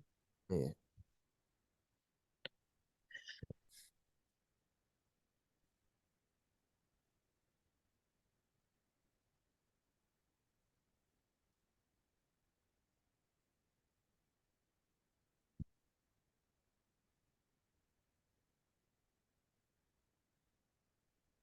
So a company has an Amazon EC2 Linux instances without public IP addresses. So 1 point, without public IP addresses. The instances are hosted in private subnets. So that is the reason why they don't have public IP addresses. The company needs to use SSH to access the EC2 instances, right? Now, the company does not want to maintain long-lived SSH keys or to install additional software on the EC2 instances. The company wants to use IAM for authentication. Which solution will meet these requirements? A, set up Bastion hosts in new public subnets. Use the Bastion host to connect to the EC2 instances. B, configure an EC2 instance. Connect endpoint with the required permissions. Use the new endpoint to connect to the EC2 instances. C, configure the AWS CLI to connect to the EC2 instances. D, configure AWS Systems Manager on the EC2 instances. Use Systems Manager Session Manager to connect to the instances. I'll choose D. I'll choose D. I'll choose D because as sessions manager come inside there, at least see the SSH. Yeah. So for those of you who are yet to bring your answers, okay, let me wait. If you bring, let me just explain. Time they go. Now, Sessions Manager does not use SSH, right? So you don't need any SSH key. And then it also uses IAM. So the whole thing, the two things that satisfies the Session Manager answer is IAM.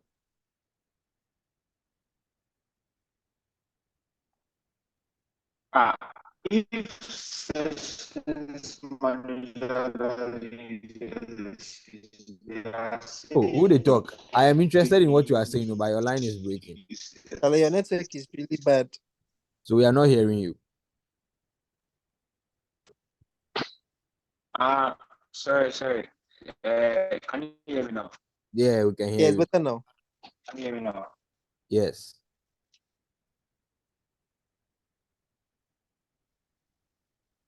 It'd be Michael. I would say if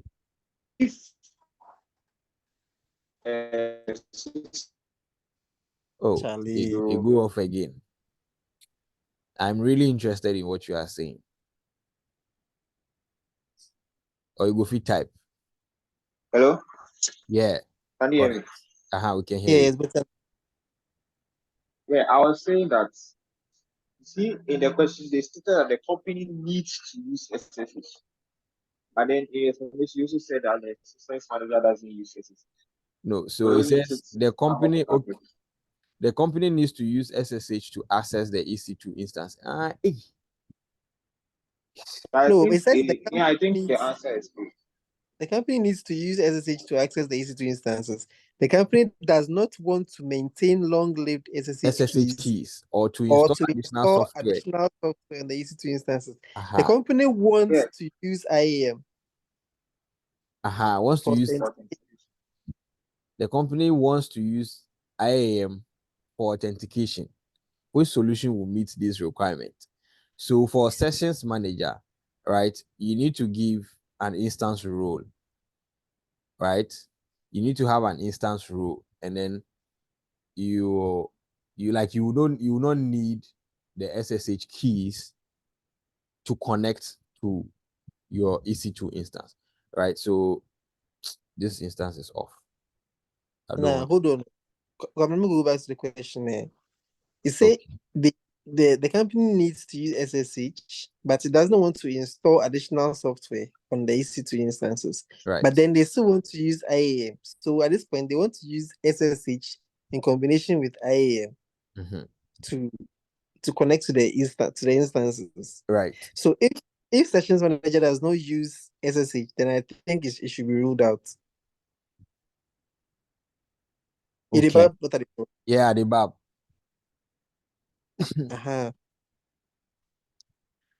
Okay. Now Now the company does not also want to maintain what's it long called? lived keys, Mm-hmm. which means Sebastian host comes inside.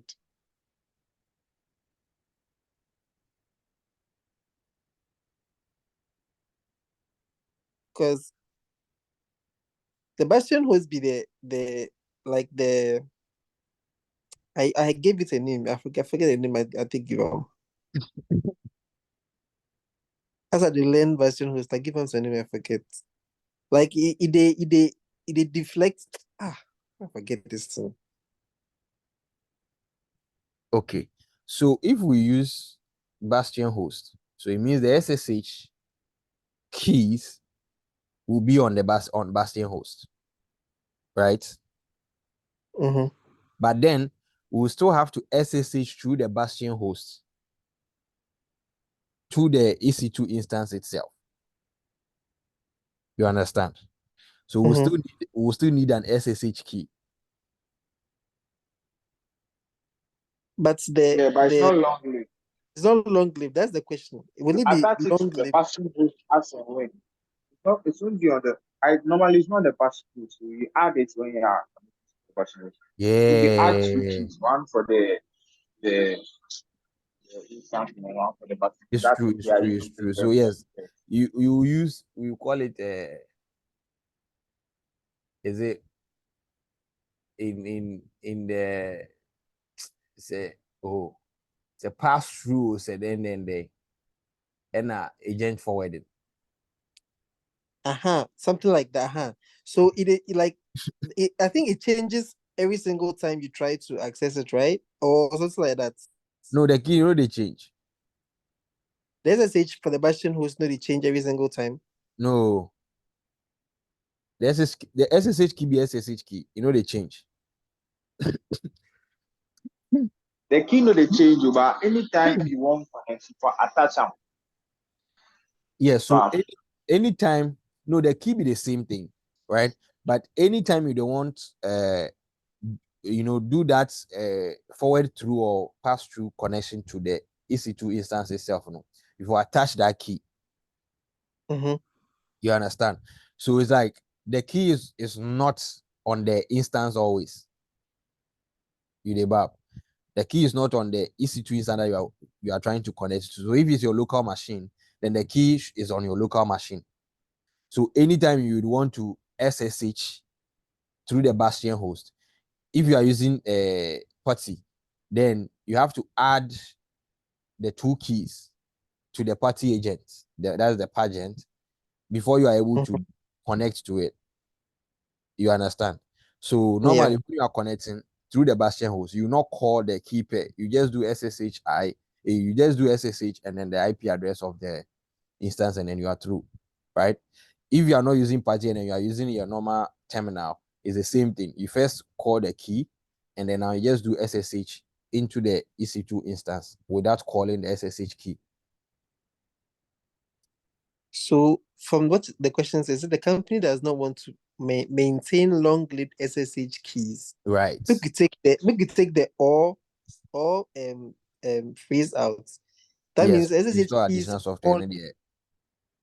SSH keys on the EC2 instances, which means that if we take the SSH keys directly from the EC2 instance, we're taking to the Bastion host. Then I think the A should be the answer. Yeah, I agree. I think I didn't also look at but the whole thing also comes to the AMI. IAM. But Monica. You understand? No, but the IAM you can attach the root to the Bastion host. Yeah. If you don't attach the IAM to the Bastion host, but you know we can also use AWS CLI to connect to EC2 instances. Instance connecting so I'll be more. Shall we just check? Make it check the answer. If you can use the AWS CLI with the right IAM role. So you just do the AWS config. So everyone say if I give somebody what's it called? access, right? If your credentials have AWS CLI access, and then you can describe instances without even logging into the AWS itself, you are able to describe or like view instances. But that want to be directly on the instances. We say you don't want to maintain long-lived SSH on the instances. So the AWS CLI, don't you have to? You have long-lived. Configure your system manager. ChatGPT says you. Monica too says D. So involves configuring systems manager on the EC2 instances and then using system manager session manager to connect to the instances. This allows for secure remote access to the instance without the need for managing SSH keys or installing additional software on the instances. Right. Now, make we see ChatGPT explanation. Provide a feature called session which allows you to establish secure connections to your instance without the need for SSH keys. So I think the explanation I gave. So systems manager, what you are actually doing is you are doing a secure connection, right? So the SSH is secure shell. So you are just trying to connect to the shell of the instance, right? Securely. So if you are doing a secure shell, then you need an access key. But the systems manager eliminates the need for the access keys. You understand? So session manager will only use IAM. So it is the IAM rule that actually like pushed me to, choose the sessions manager thing, right? So for you to do, I could have even started this instance whilst I started it. I don't know if I had a rule. Okay, I don't have any IAM rule, but if I do connect, right, and then I go to session manager, so you see, it tells me that what connect to your instance without SSH keys, right? A bastion host or opening any inbound port. Okay, so here I don't even have to open SSH ports, like SSH inbound port. As far as there is an IAM rule, I can still connect securely to my instance shell without any SSH key or anything of that sort. So it's just IAM.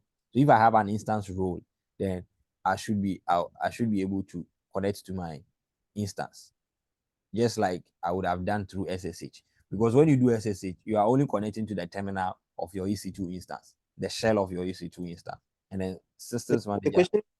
The question trick is because you say they need to use SSH. So the whole thing about SSH is that if you are using systems manager, you are not using keys. But it's still secure. But it's still secure. Because even that one, you don't have to even open inbound SSH ports. It only needs an IAM rule and then you are okay. You know. Make I go to IAM and then try and see. We'll go look at other questions. If I set the rules, if it will take time, some small time before.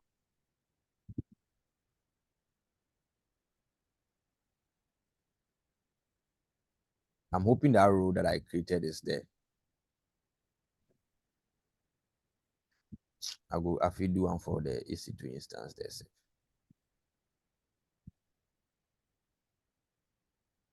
I remember I created an IAM rule some time back.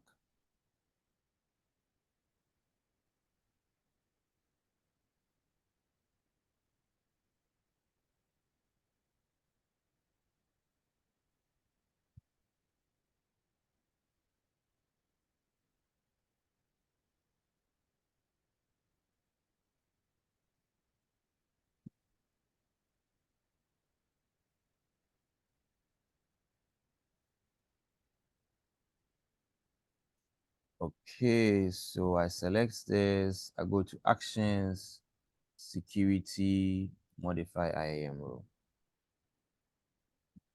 I should have EC2 role update. So the role would take some time before it gets it. So let's go to the next question. Pause the video and come back. Yeah. So a company runs its critical storage application in the AWS cloud.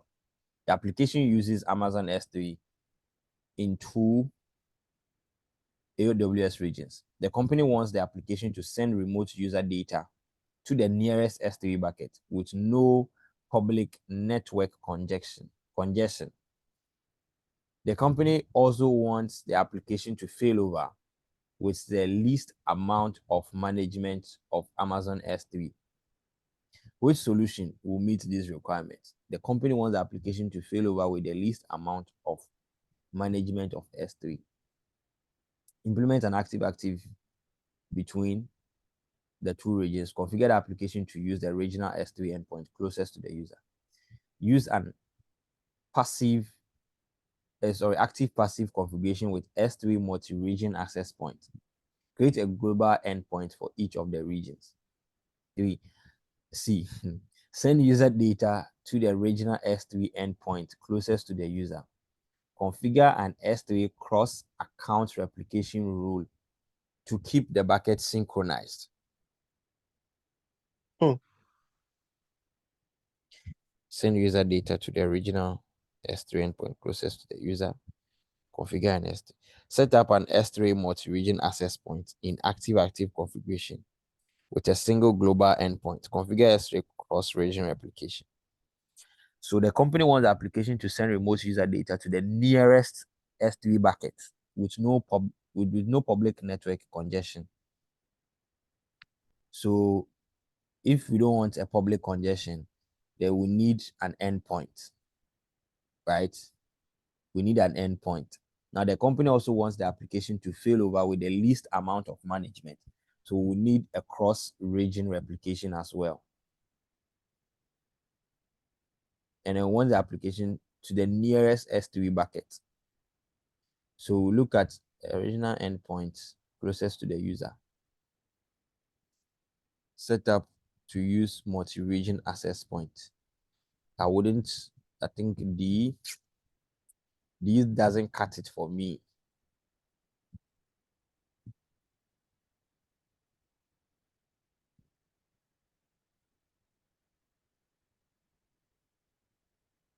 Use to failover. So okay, so when we are looking at failover, we are looking at, we want to look at the active passive thing, right? But global endpoint, okay. Me, I'll choose C.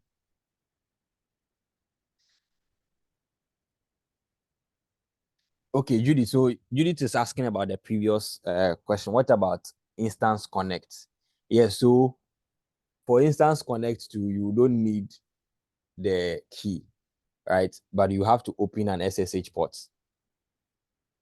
You understand? And it doesn't work with IAM. So the only thing that makes Freddie say systems manager and this thing is you need an IAM rule. Okay. I think it's D. You still think it's D? Yeah. So the C, I don't agree with C because they said the C is saying cross accounts, not cross region. Hey, it's true. I didn't look at this. Yeah. And also the A doesn't have anything to do with replication. Replication, correct. Replication is quite vital. Yeah. So I think it's D. Yeah. I didn't actually pay attention to this. Yeah. Charlie, the question is, if you know what's the QS, you will make sure. Hey, let's see. Charlie says I'm for just right now as as fast. Yeah, so I think okay. Make we check money. So make I check money card, yes, you go on our savior. So I'm coming to connect. Request. Still the rule there, Chimum. Let me refresh and see.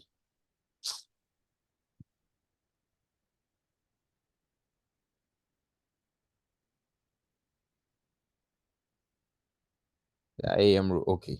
So it is okay now. All right. So here, no, let me even go back to the instance, right?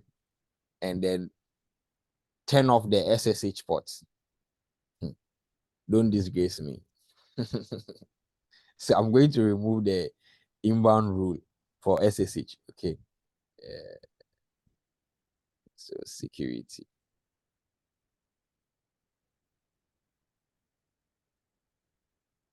So with this, it means that I don't have any SSH ports opened.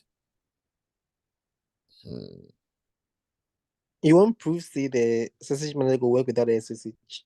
Yes. Okay.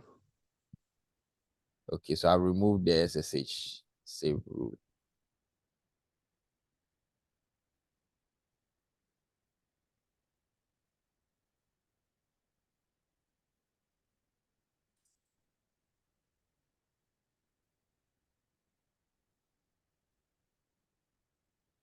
All right. So instances. Okay, then I go to connect and then connect.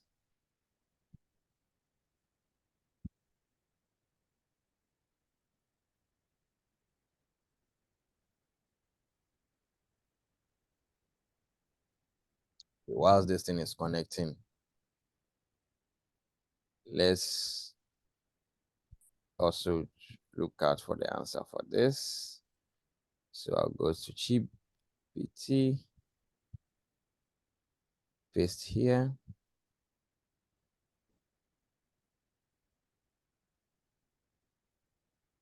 Paste here.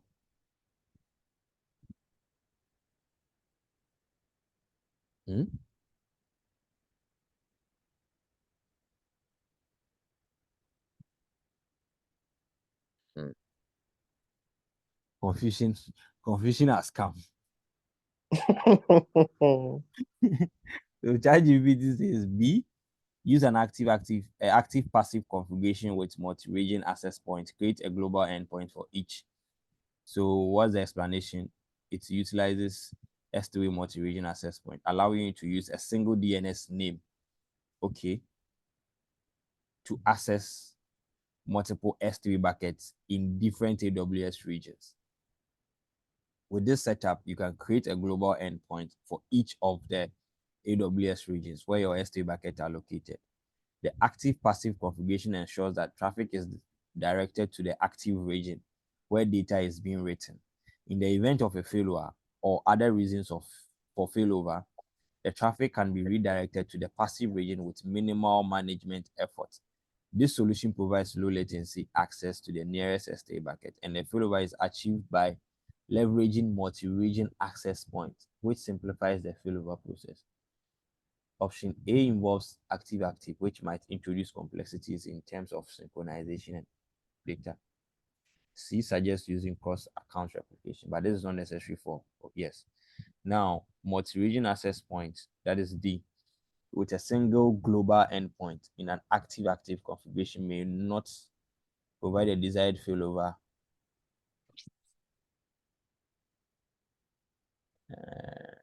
Behavior with the least amount. Why do I feel like ChatGPT is lying to us? Yeah, this one there, myself, I know they agree. Lying pan. Like it didn't give a tangible reason why.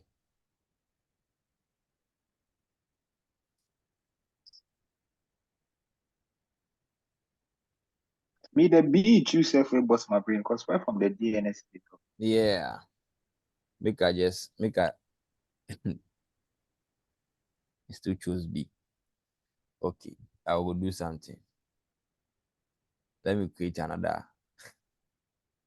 conversation.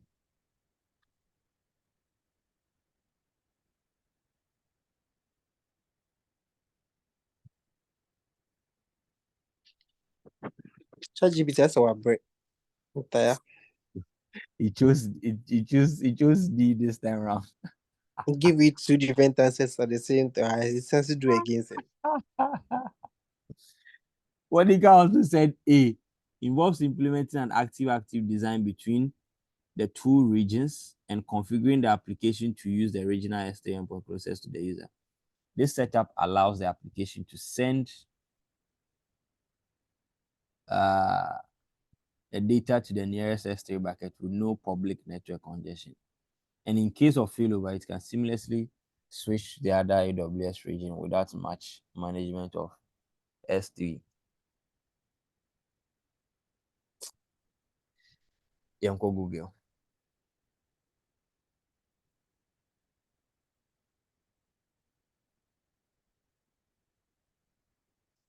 Okay, so let me check my systems manager. Okay, so you can see we are connected. If I do who am I, so I'm able to enter like shell commands, right? Even though so you can see the user name is what? SSM user. So let me see sudo SUEA. This one is what? Ubuntu. This server is Ubuntu. Correct. So you can see I've switched the user to Ubuntu. So, and the Ubuntu user uses this shell is called Zesh. Oh my Zesh. Is the session manager that's not displaying it, where some decorative shell will be like that. You're able to decorate your shell. Right, so you can type all the shell commands here. So the shell is just the terminal that you are using, and you know Linux uses shell. The shell is a translator, or yes, the translator that translates these commands into computer readable, and then the feedback also gives you human readable stuff, right? So you are just connecting to the shell securely. So that's secure shell, and the normal way is to use an access key, but SSM lets you do it without an opening a port, two, without you needing a key. You just need an IAM role. The instance need an IAM role to connect to that shell, right? So that is just it. So let me stop my instance, sudo halt, killing shell, kill terminated, and I can exit to say exist. I'm not able to type again. All right, so I can just terminate the session, and then my instance. So the sudo halt command will stop the instance. So if I should refresh, see stopping, it is stopping. So we have learned one Linux command. Okay, with the solve questions there, they post this for somewhere. Okay, be someone serious boy because so this one, me, I'll go with D still, right? Because of the cross-region replication thing in there.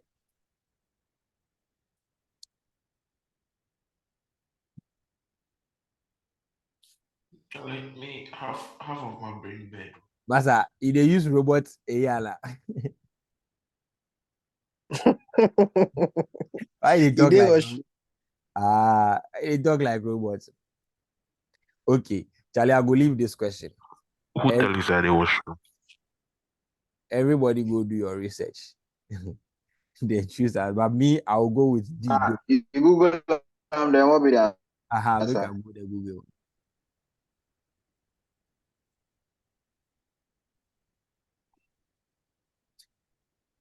So, benefit of using cross-region replication. So, Monica, why are you misbehaving here?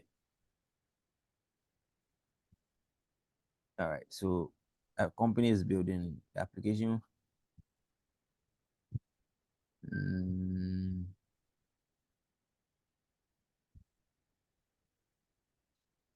Make us see pass next exams.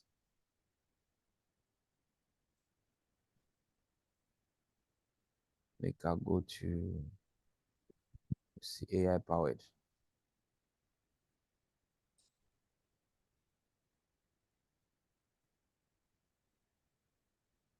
So create the S3 bucket, create multi-region access point, add your bucket to it, configure bidirectional replication, direct traffic by designating, enable okay asset.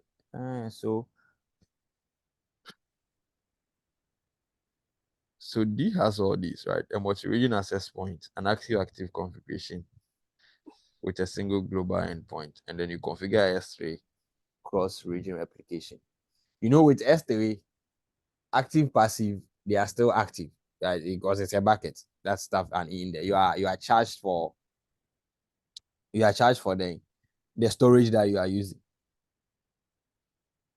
So I think that one wouldn't like cost you that much. As far and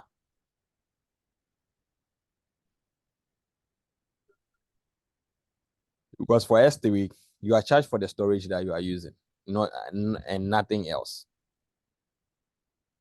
So even if both are active at the same time, it still doesn't cost you extra money.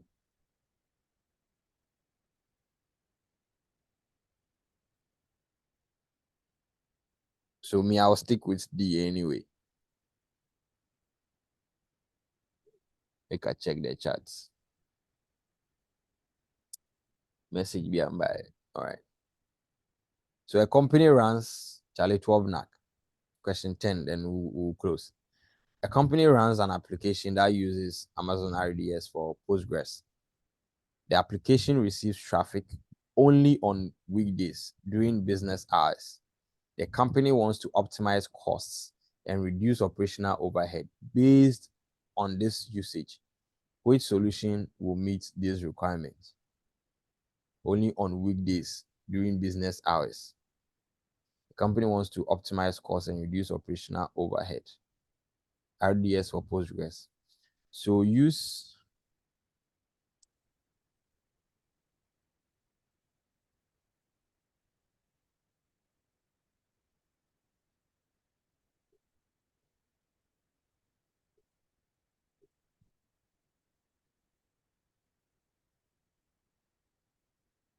the instance scheduler on AWS to configure start and stop schedules. Turn off automatic backups. Create weekly manual snapshot of the database. Create a custom Lambda function to start and stop the database based on minimum CPU utilization. Purchase all upfront reserved DB instances.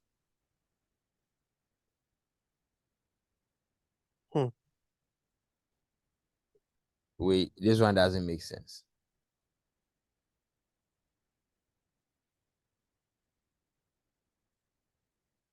A Lambda function to start and stop the instance.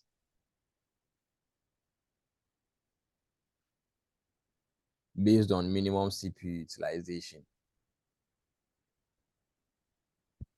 This thing wouldn't it be too much? It will cause downtime. I don't know that one. If CPU utilization so, then it go stop them. Then somebody won't use them. Then it never gets the availability be affected. Right. So this one also turning off backups and then creating weekly manual snapshots. We are looking at operational overhead usage based on this usage. So I think the scheduler works. Relax. So you say the C will cause downtime. Yeah, so see what happens Right. is that anytime the CPU utilization goes down, it turns the instant off. But they say weekdays during business hours. So Yes, if business hours time pass, it go go off. It will go off. So so here you have a predictive workload. I mean, or a predictive work structure. You understand? Yeah. Yes, we are considering your answer, but here it is predictive. You know that only on weekdays during business hours, right? That is when that is when your application receives traffic. Right. Now, if you create a custom Lambda function, right? So it means that the Lambda function can't function on its own. Okay. It has there needs to be an event that will trigger that Lambda function. So it means that if CPU utilization goes beyond the minimum utilization, then it will trigger that function. You understand? And the question did not specify any amount of traffic. Or just say it receives traffic only on weekdays. Correct. So So there's looking at traffic, that but the target tracking is CPU utilization. exactly the possibility that the CPU utilization may be low, it may be possible, although it's still receiving traffic, it may be very low. So if But you catch that low side way off hammer. So what will trigger the function to start the CPU again? I hope we get it. Yeah, it makes sense. Because here it means that the function will now be a friend saying the entry point facing the user. So it means based on the calls that will come to the Lambda function, and then the function will now start the instance. Ophelia, why are you changing your mind sometimes? You see? Then Ophelia, if you had they ask, say why should they change your mind plenty time? So I feel like the scheduler, but I will still ask GPT though. GPT and Monica. And look at the Monica scheduler. The scheduler be the best. So say at least after working hours, then you offer. Yeah. You know that. And so based on schedules. Because this one you know. Yes, you just looked up scheduler. You know the time. Yeah. Yes, this one you know the time. So you just set the scheduler to do their work and that's it.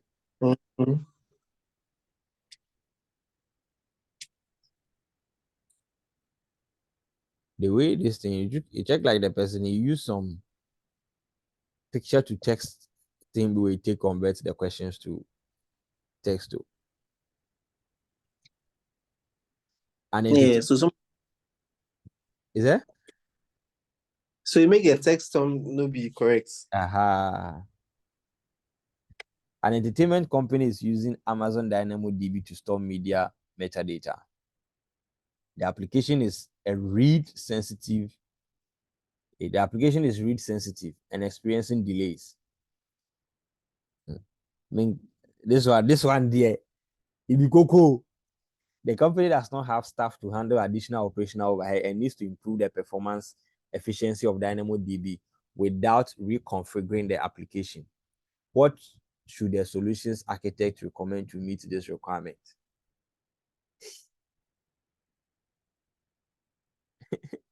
It looks cocoa, but it's not cocoa.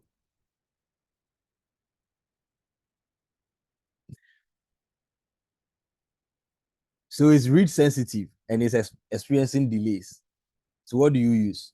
Global table won't solve it. Elastic cache for memcache for auto discovery and where is blabberish, right? Most elastic cache for memcache is used for RDS. Okay, so it's between elastic cache for Redis and then DAX.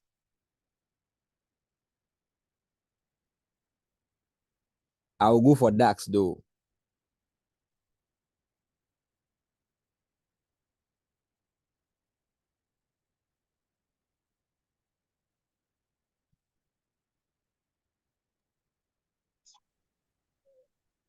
I'll go for that.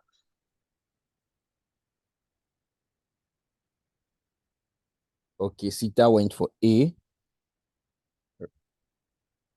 for Redis.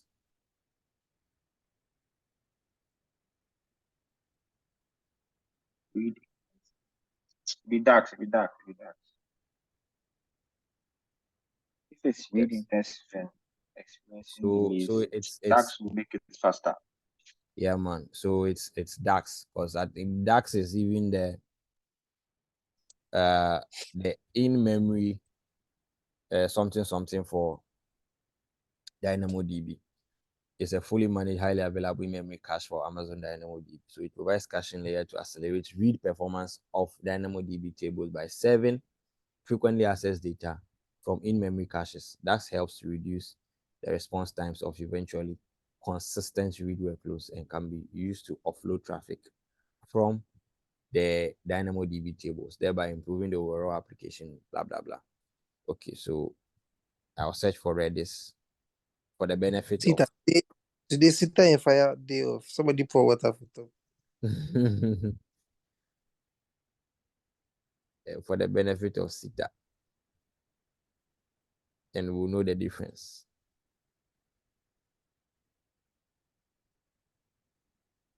Ah.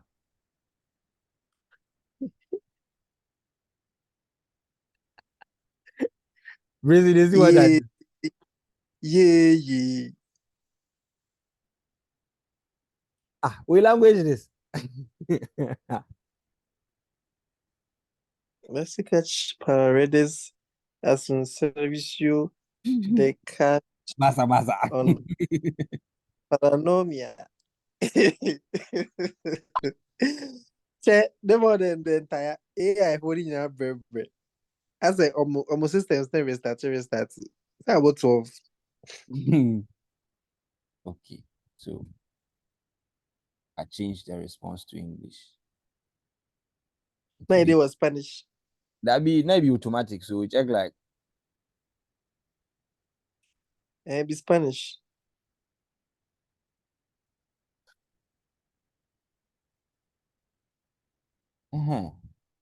in memory offered by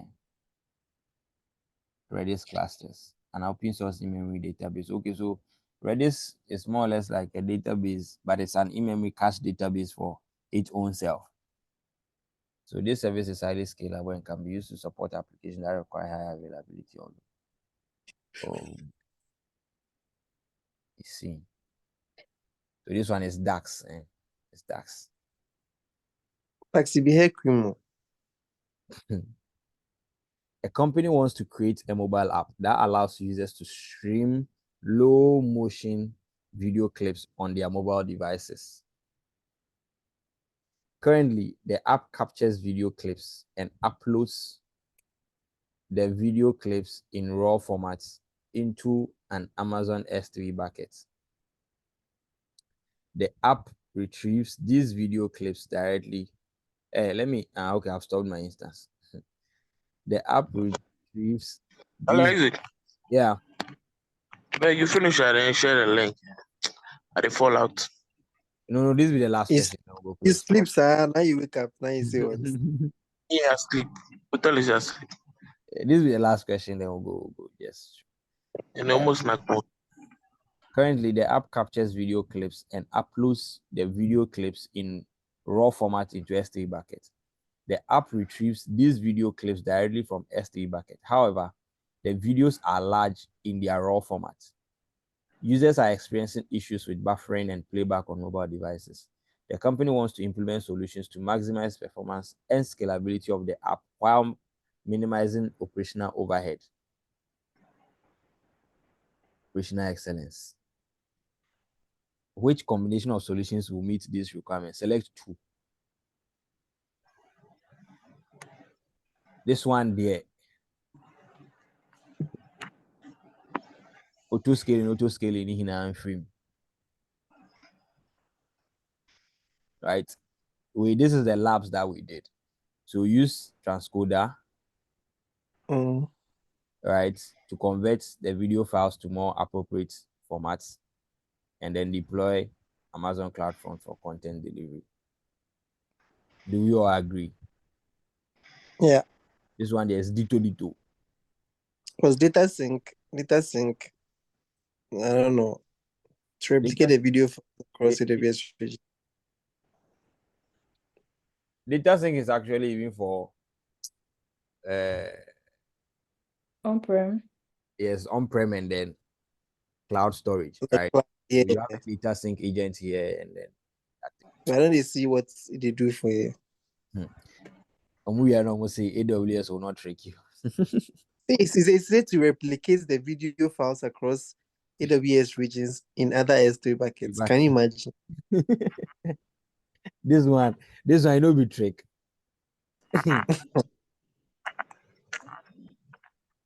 Okay, so I think we'll end it here. Let me stop the recording. Prince and Co. SAA no have been phone call. If post you go